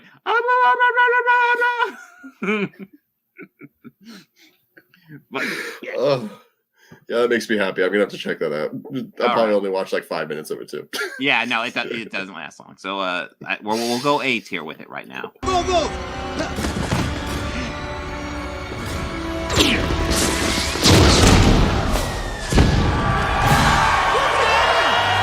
Well, also, I heard a radio interview one time with Patrick Stewart, and he was talking about how he snuck into it, like he had like a hat on and glasses, and apparently he laughed harder than anyone else in the theater. Nice. 1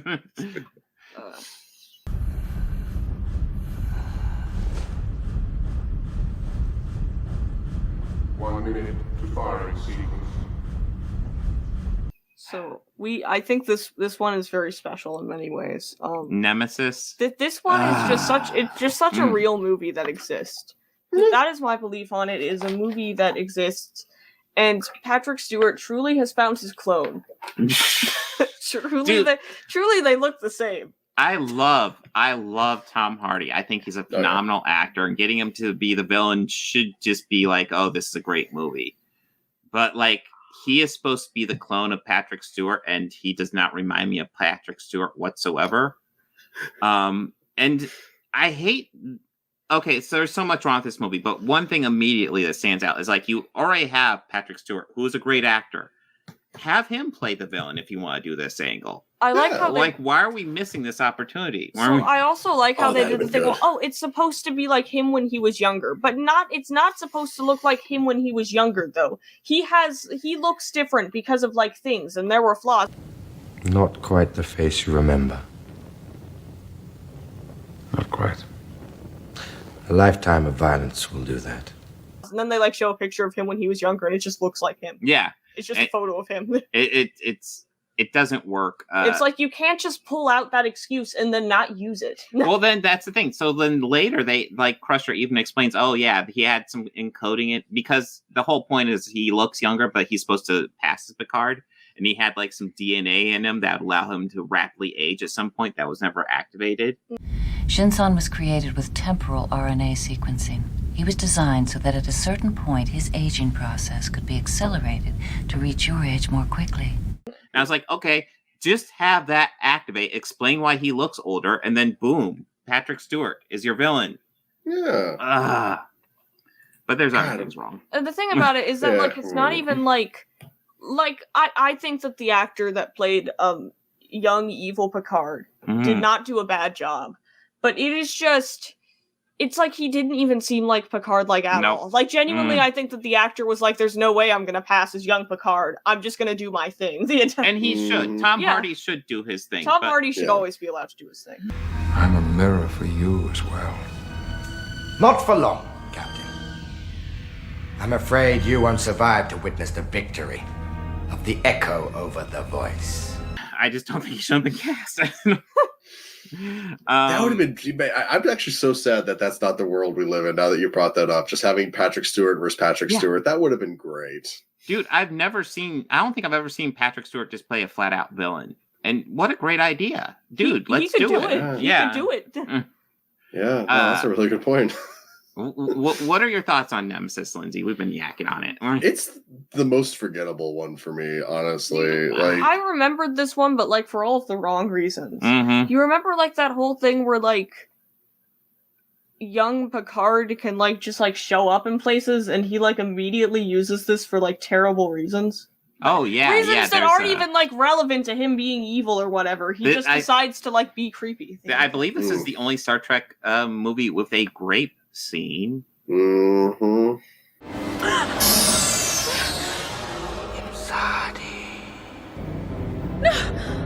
He can never know you as I can. Yeah.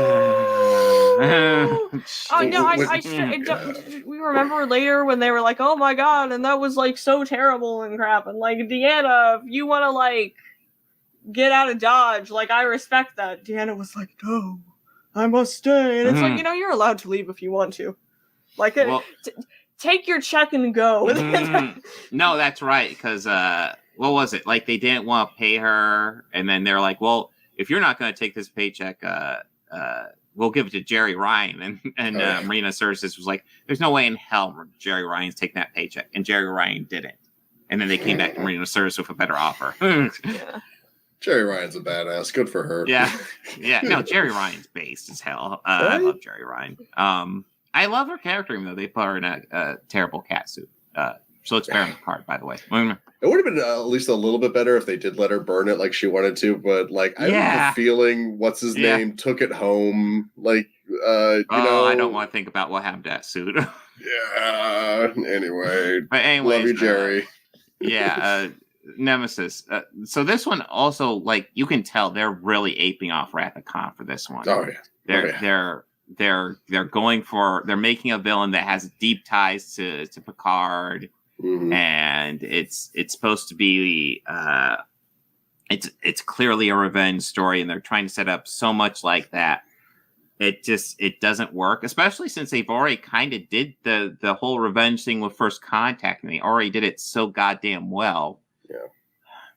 And here's something that also drove me nuts with the TNG movies, because I definitely felt, especially after First Contact, okay, let's do a lighter Star Trek movie. We've had a while since 4. Let's do a lighter one. Let's do a Q movie. Ooh. Instead we are recycling, like, say what you will about Insurrection. I will actually say I like the story of Insurrection better than this one, because while this one is, I feel like, more dramatic and I think has a higher budget and looks better, it just feels so copy and paste from Wrath of Khan. It's just it's tough to get into. Right down to a tragic death at the end of the. I'm not gonna lie. As I talk through this, more and more, I'm feeling like this is D tier. This is definitely D tier for me. Strong D tier. Never saw the sun shining so bright. So also, you guys need to let me open up the conversation about the next one, because I have many things to say. Oh, I have so many things to talk about, dude. Star Trek 2009. Yes, I have so many things to talk about with Star Trek 2009. Dive in. I do not like this movie. Ooh. I do not. I absolutely do not. And I'm going to explain myself. I think that the action scenes are fine. They're okay. I think it's really jarring in terms of being, like, a Star Trek movie. Like, I'm not saying that action Trek is, like, inherently bad, but there's an element to Star Trek that is associated with Star Trek and used with Star Trek that is just lost. It doesn't even feel like a Star Trek movie to me. Uhura may have had, like, more stuff to do in this trilogy. Okay, listen, let's talk about just the first movie alone for a moment. Tell me the main things that Uhura does in that movie. Well, she takes off her clothes in that one scene. Yeah, exactly. And think about it this way as well. Isn't that also, like, the only scene where two women talk to each other? I think you're right. Is it? Yeah. Yes. Ooh. That stuck out to me. Like I was kind of bored before, but that stuck out to me like a sore thumb. Yeah. It stuck out to me like a sore thumb. But Zoe Saldana is really pretty. She's so pretty. Okay, give her something to do. The entire... She's there for me to look at. That is something to do. Well, you actually point out something that I had never noticed. So, like, in these movies, like, she asked me, how can you tell the rank on these uniforms? And I explained, it's on the sleeve. And then she points out, why don't the women wear sleeves? And that's why I realized in the Kelvin timeline, the women uniforms don't have sleeves on them. And it's like, I just never noticed that until now. That is just so bizarre. That is weird. Yeah. So I think I like this one more than you. I think I want this in C. You're dedicated to this one in C. Yes. I think this one's totally decent. It's totally a product of the time period. Yeah. It feels like that, especially when you're watching it.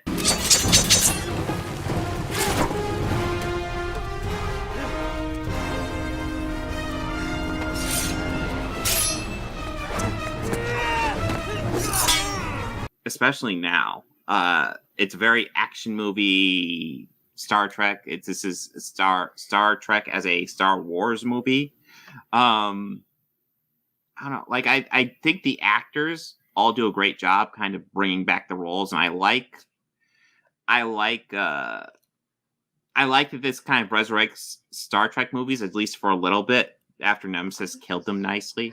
Yeah, I mean, I think that, like, I wouldn't put more favorable to this. I wouldn't put it in D tier, even though I do kind of want to, but that's just because I'm spiteful. But like, you know, I don't like it. It has what I felt were like glaring issues. I feel like with like the whole thing, with like the handlement of Uhura and stuff like that, it stuck out to me like really strongly.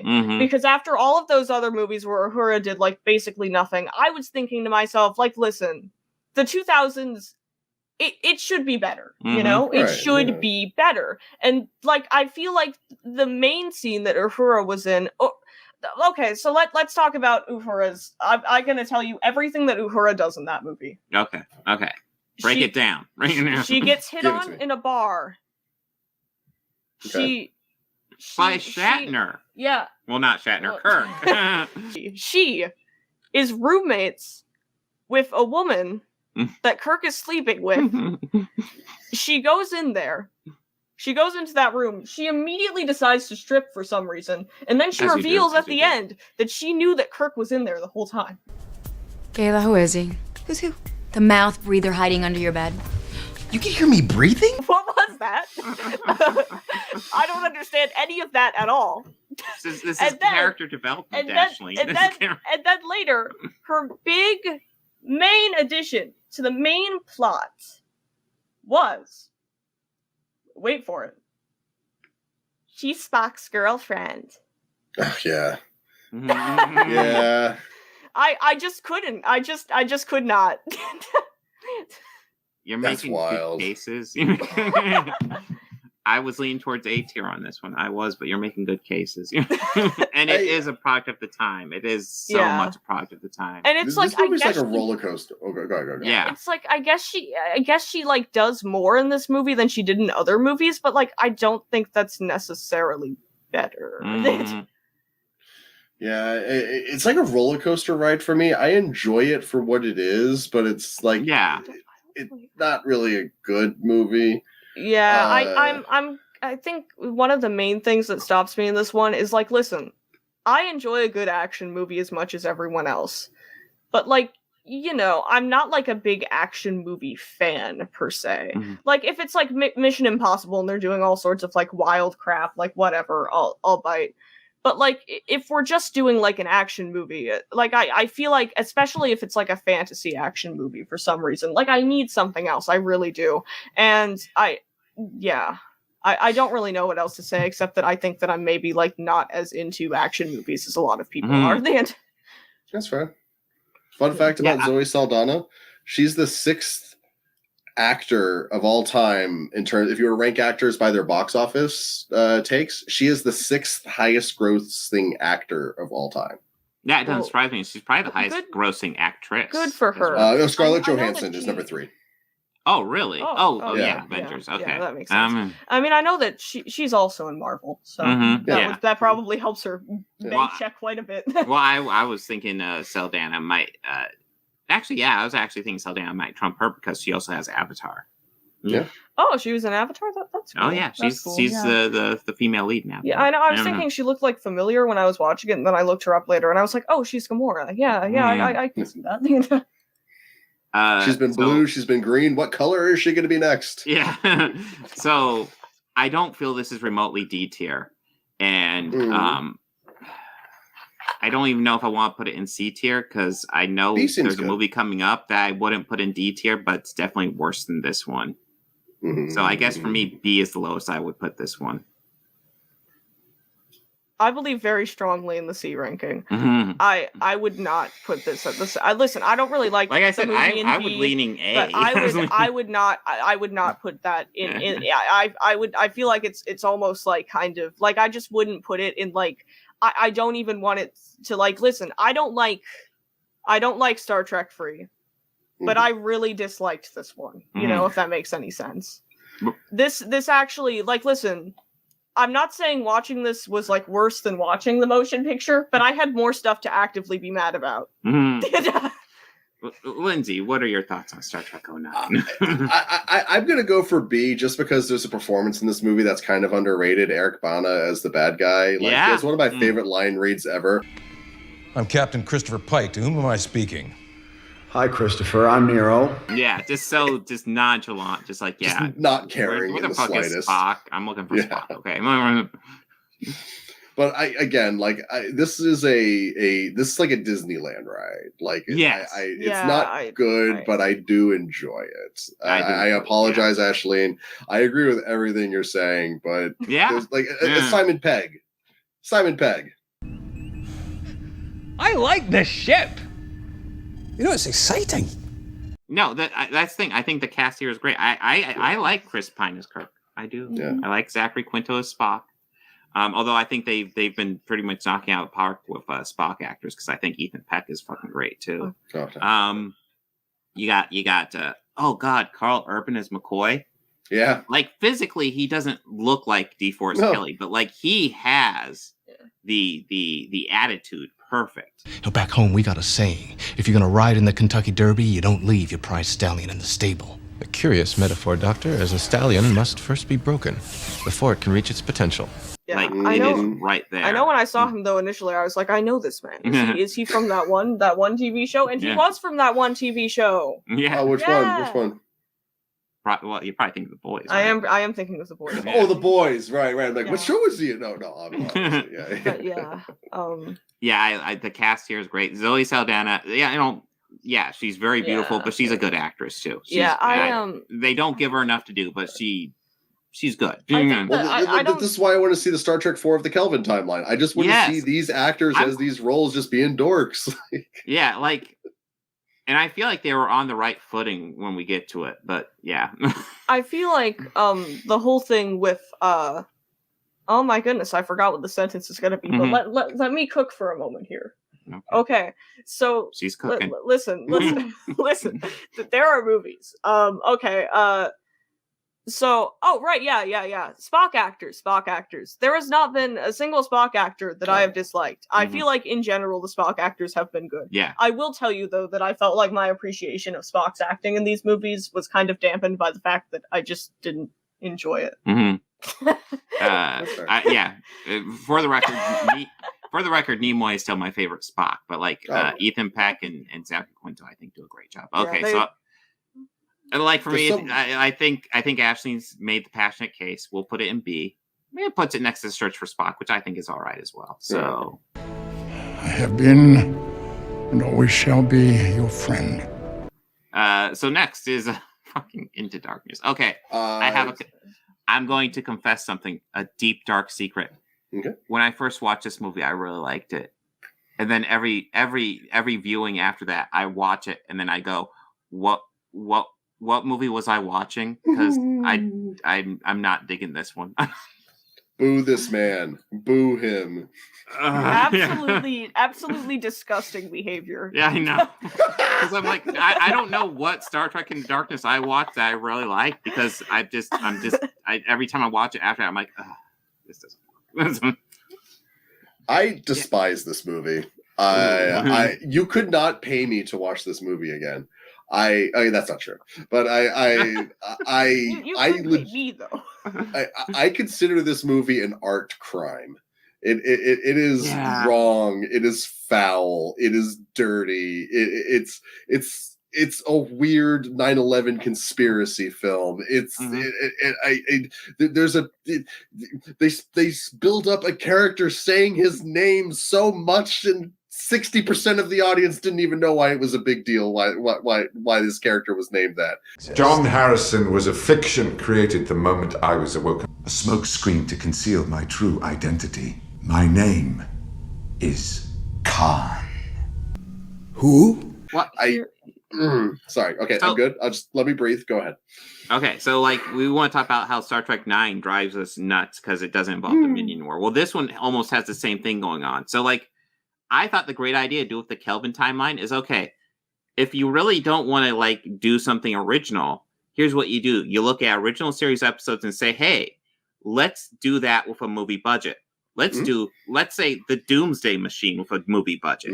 Let's do let's do the Gary Mitchell where no man has gone before with a freaking movie budget. There is so much you could do with a movie budget. And you know what they do? They say, fuck it, let's just go back to Star Trek 2. Yeah. They reboot the entire universe just to remake the second film. Budget. So let's allow me to tell you my piece on this. I am once again going to analyze. So listen, I know that I didn't go as hard into this, unlike the older movies, but that's just because I kind of have a lower standard for older movies and how women are treated in older movies, you know. Yeah, fair. And while this isn't I super think that's recent, fair. Like I also think that I should dig into it just a little bit more because they had less of an excuse. Yeah. Okay, so let's talk for a moment. Uhura. She wears pants very briefly. Ooh. That's nice. Okay, so the little things. so let's talk about the other things that she does. So this is the one where she has like the conversations with the Klingons, right? Yes. That had a lot of potential, I feel, for her to have like a moment where she was like, you know, instrumental, like personally as a character. But of course, you need water. Yes. But of course, It's just you've been talking a lot. I'm over here grabbing drinks and oh my goodness. Bob's just sitting back, being like, "Cook, girl." she's got her thoughts. Okay, so she gets to talk to the Klingons, and we almost got there. We almost got our cool Uhura moment, but then they didn't listen to her. But luckily enough, she had 2 white men to help her out of the situation.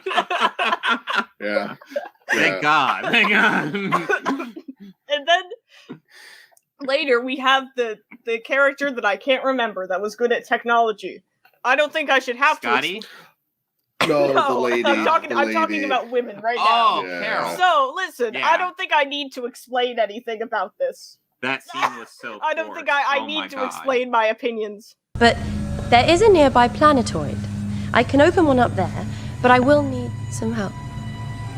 Turn around. I just randomly need to strip. Don't turn around. Yeah. Oh, you turned around. Now there's a shot of me standing all sexy. Oh dear. Oh dear. It's like I feel so bad for that actress. Like I saw a movie a few years ago with Keanu Reeves, and it was like he was like making robots of his family that died. It's like interesting concept. But every time I can't remember her name, and that makes me feel even worse. But every time that Alison what? Alice Eve. Alice Eve. That's what Alice Eve. Thank you so much. Every shot of her in that movie is of her ass. Every shot, her ass is right at the camera. Maybe not every, but it's like 75%. Like there's one scene where she's standing around, but in a way that's completely unnatural and could not have been comfortable just so she could be ass to camera. I feel so bad for her. Like she's actually not even a bad actress. It's just like Hollywood. Yeah. Just stop. So okay, so let's talk about this for a moment. So like, listen.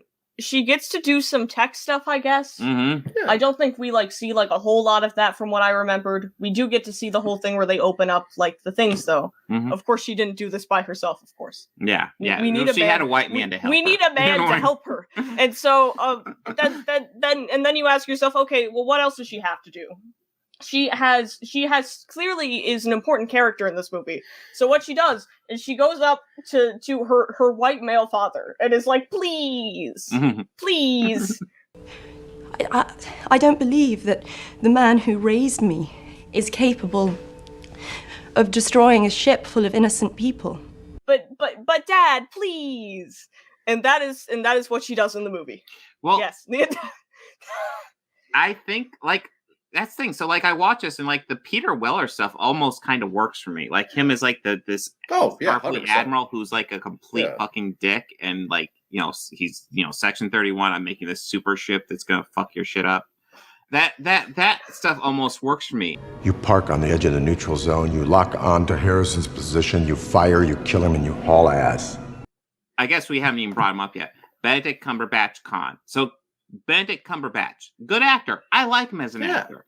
He is not Khan. Are you serious? When did Khan become the pastiest white British guy? Yeah, I'm gonna be honest with you. I do not think that Edward Cumberbatch is a bad actor. In any way. Yeah. But it was also I love the scene where Kirk is punching him and he's just like no selling it. Be like, are you hitting me, bro? Are you hitting me, bro? Like that's great.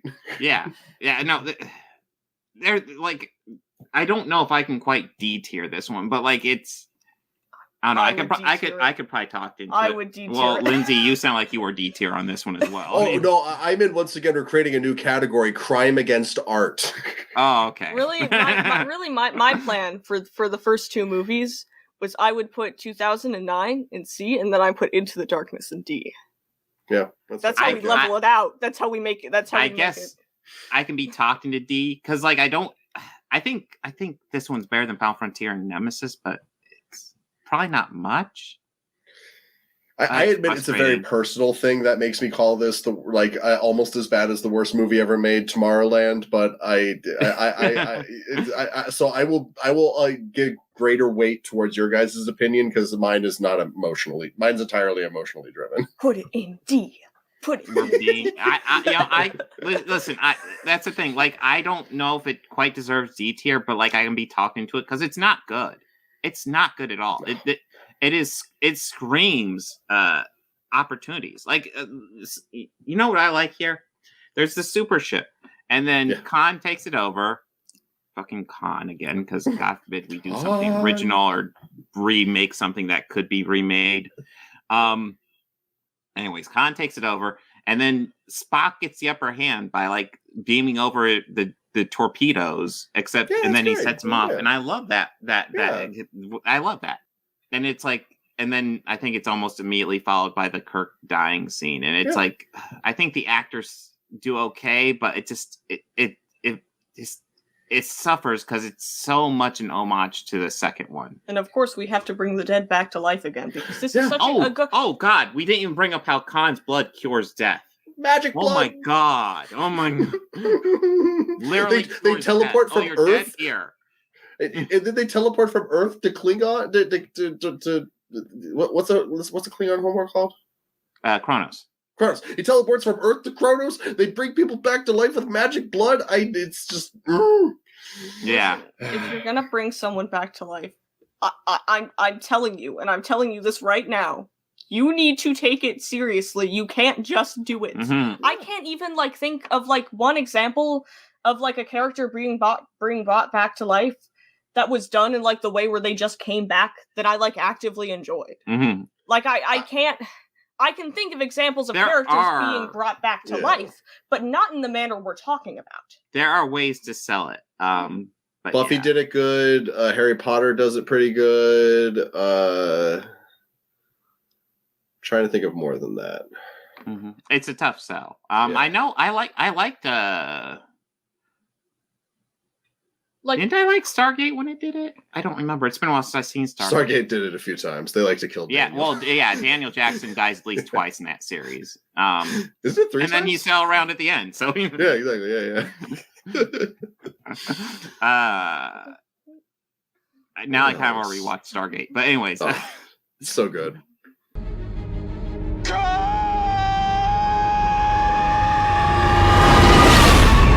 So this brings us to Star Trek Beyond. Are you guys ready for my hot take? Sure. Yeah, go for it. This is my other S tier. I love this one. I don't know if I put it at S tier. I don't think it's as bad as the other two movies. This is exactly what I wanted from the Kelvin timeline. This is just kind of a wild action movie, but it feels like it's wild. This feels like a perfect mix between classic Star Trek and then the Kelvin timeline stuff, where you get all the wild, crazy action, but there's also the great character beats. There's there's a philosophical debate. There's lots of canon stuff. I mean, this one draws pretty heavily from Enterprise as well, which is great because that's the only one that's still canon in Kelvin timeline. Oh, that's true. I never thought about that before. Yeah. The villain is just there's a philosophical debate with the villain because he's peace is the enemy of what we are and stuff like Unity that. Makes you weak. You need to get with your own and be strong with your own. You won the war, Edison. You gave us peace. This is not what I was born into. It's a little basic, but that's philosophical. I'm down. And it's fucking Idris Elba. Yeah. Oh my God. So okay, so listen. I thought that this one was distinctly better than the other Kelvin trilogy movies that as you may have guessed, I wasn't a huge fan of. You love them. You love them. I am the biggest fan. But I don't know. I didn't really have a very strong opinion about it. I mean, I guess we could dissect the role of women in this movie. Pants. Yeah, I can't think of any needless scene where women are running around their underwear in this movie. It didn't. I don't think there was any like needless nudity in this one, which I guess it's good on the part of women. No fan dance. No fan dance. I don't know. I guess though, I still I didn't really have like a very strong enjoyment of it. Like I guess what I'm telling you is that I don't know. It's I feel like in no universe would I put it on the same tier as Galaxy Quest, but I think that B is very respectable. If you want to like put it down, I will accept A though. Lucifer, right? Missing out. Yeah, 100%, man. You know what's funny too is like I went into this one thinking I would hate it because because of the trailer. It just looked like, and because it was also directed by a Fast and the Furious director, it just looked like Fast and the Furious. So I was so not down. And then there was that second trailer that actually had some character, and I'm like, oh, that's interesting. Maybe this will be good. And then it was amazing. And it's like all about Kirk getting older, and like he's got that line that's like a callback to I guess it's not callback because it came out first. Or did it? Like in Batman v Superman, one of the lines I liked the most was, "I'm older now than my father ever was," and Kirk has an equivalent line to that, which is 1 year older. Yeah, that's usually how it works. A year older than he ever got to be. Pretty cool, honestly, and sadly, taken way too soon. But he got such a great shout out in the movie. Anton Yelchin, man, he was such a good actor. To absent friends. Here's to that. Cheers. Did you ever see Green Room? He was amazing. He had a hell of a career going, and then God, his death was so tragic that it sounded fucked up too. Like what his vehicle pinned him to a mailbox, and there was a malfunction with the emergency brake for his car, and it got him. Like he was a kid too. I guess to give you I'm gonna give you what my ranking for all the Kelvin movies would be. Take it or leave it. You have to understand, though, that while I think that this movie was better than the other Kelvin movies, I think I just couldn't take any of it as being genuine. I just couldn't. I couldn't see any of it as genuine. And so how I would rank these movies is I would put 09 in C, Into the Darkness in D, and this one in B. This one's definitely way better than B for me. I disagree with you. I think this one has the character beats. Well, what's her face is always saying, "I like the beats and the yelling." Music's a bit old-fashioned for my taste, not to mention very loud and distracting. But hey, well played. I like the beats and shouting. Well, you do. I mean, they actually brought Beastie Boys back, and I actually like how they bring it back here because like they have those. Yeah, well, they have those hive ships that like. Yeah. The Enterprise has to fight this fleet of like little itty bitty one man ships, but there's like hundreds or thousands of them, and that's why it just tears through everything. And they have to figure out some way to disrupt the swarm so that instead they're flying into each other and shit. And honestly, it's one of the best uses of pop music in cinema, I think. Yeah, it's pretty awesome. And you brought up Justin Lin, and I was a little bit disappointed when I heard that he was doing it. And then I started reading up on it and found out like he's like a huge Star Trek fan, so he was excited to take over. And then the script here was by Simon Pegg and Doug Jones, and Doug Jones wrote it too. Like Doug. Doug Jones. It's not the actor Doug Jones. It's a different Doug Jones. Gotcha. They did a great job. This is what I want from the Kelvin stuff. Like I said, remake an episode.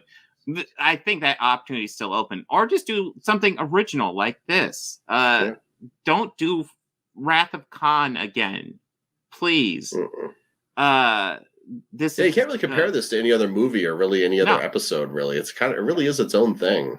Yeah, very much. I just want to put it out there that I was just not a fan of this trilogy in general. I just want to make my opinions clear. Yeah, that's fair. Also, I love that this one opens with Spock and Uhura breaking up. That makes me so happy. I think that was like an early sign of, this is gonna be good. Wait a minute. You know, Spock, if an Earth girl says it's me, not you, it's definitely you.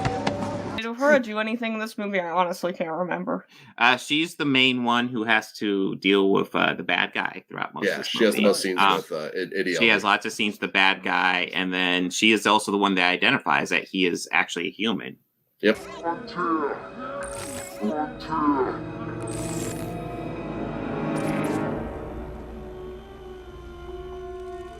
It's him. Okay. From I guess I'm just he's kind the of... one. She's the one who identifies exactly who. It could still be more, but it's more than she's done in the past. Yeah. Yeah. And she kept her clothes on for it, which is a nice perk. Yeah, I don't know. I couldn't see any of it as being genuine. I just couldn't. It all felt like monotonous and like it just didn't for me. That's all I have to say. All right. It just didn't. Well, I think Lindsay and I like this one, Okay. so B for me. For me. you want B. I want S, Lindsay. I want B. I'd say A. Do we go A. I think it's in good company with First Contact and Galaxy Quest. I know you disagree. I can live with I totally A. understand. Yeah. Also, that poster's so cool. I think A is a good middle ground. Dude, like I actually have the steelbook of this movie, and the steelbook. I wish I could go grab it right now, but it's the cover art is fantastic. The cover art, I believe it's Kirk, Spock, and then Jayla. Is that the name of the alien? Yeah, Jayla. Yeah. It's the three of them posed like the poster for, and this is the same poster I have on here for the motion picture. Oh, cool. Where it's the beams of light and their Oh, faces. that's really sick, actually. Yeah. Yeah. Okay. All right. So I think that your opinions are completely valid, but I just want you to know that I don't respect any of them after today. well, I just want to go ahead and say now we have made the ultimate objective Star Trek tier list. That's not objective. This is objective. No, if you disagree, you're wrong. Ashlene, you're allowed to disagree, but you're wrong. It's so incorrect. Well, I mean, again, I'm the one that wants the category just for mankind. Galaxy Quest and just for Into Darkness. So I'm with you. This is imperfect, but it's beautiful. Mm-hmm. Well, here, let me pull up your list because I pulled up the other list, but let me go ahead and pull up your solo list. All right, let me go ahead and bring up the other tier list. So I had a couple tier lists when I brought up to people, and I need to switch out my screen share here. Is James Doohan still around, by the way, or did he pass too? Oh, he passed. He was the second one to pass. It was like 2005 when he passed. Oh, that's right. He was the oldest of the original. Yeah. So it's just Shatner and George Takei. Walter Koenig's still around. And Walter Koenig. Sorry. But anyways, let's see. Is this it? Yes, it is. So here's my podcast co-host Bobby Quarters. This is his tier list. Oh, Bobby! As you can see, it's wrong. But, he's got his moments. It actually kind of lines up in a few places. Yeah, he definitely likes Nemesis more than I do. He does. That's interesting. 2009. Love you, Bobby. No, nothing but love.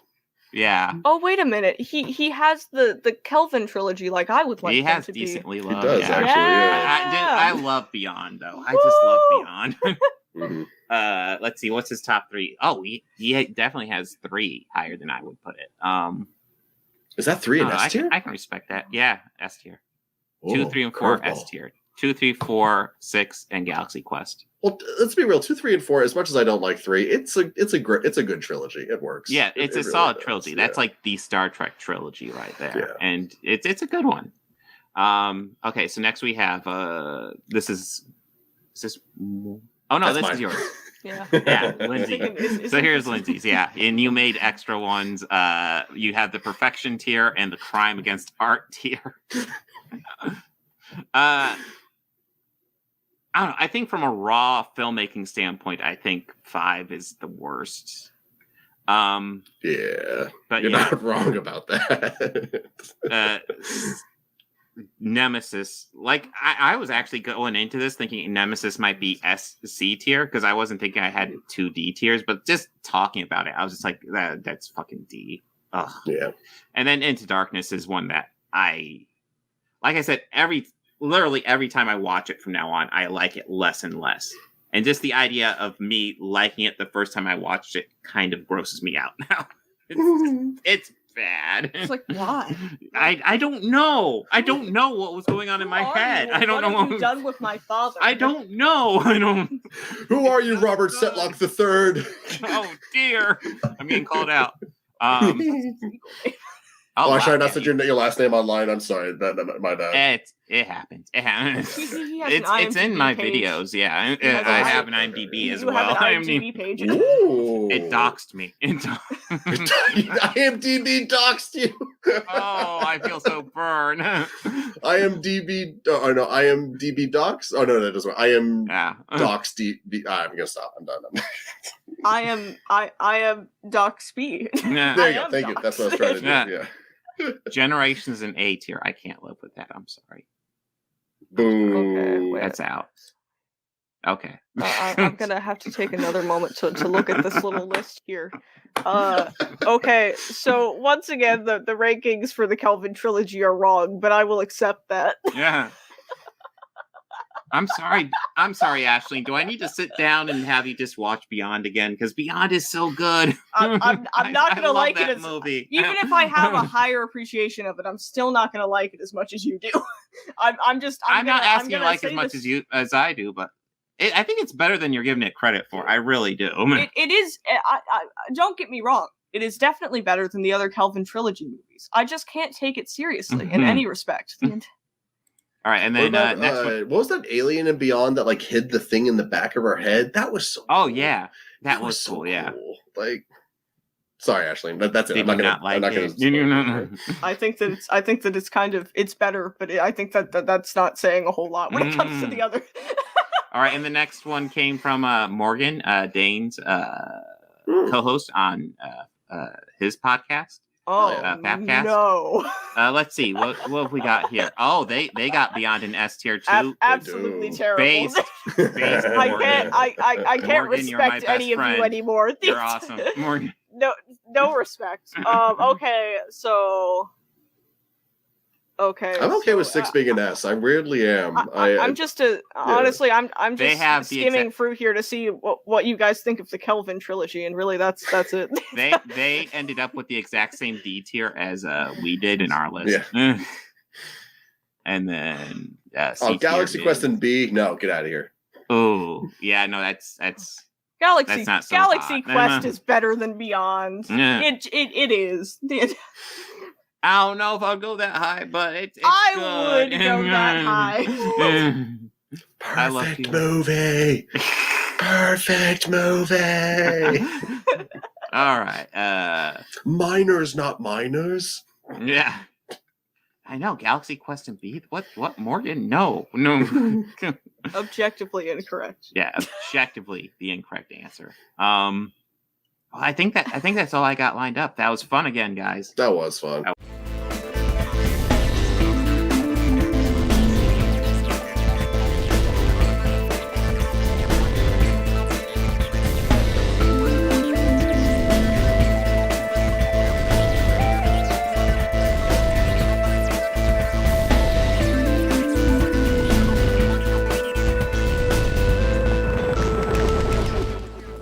Books, records, films, these things matter. Call me shallow. It's the fucking truth.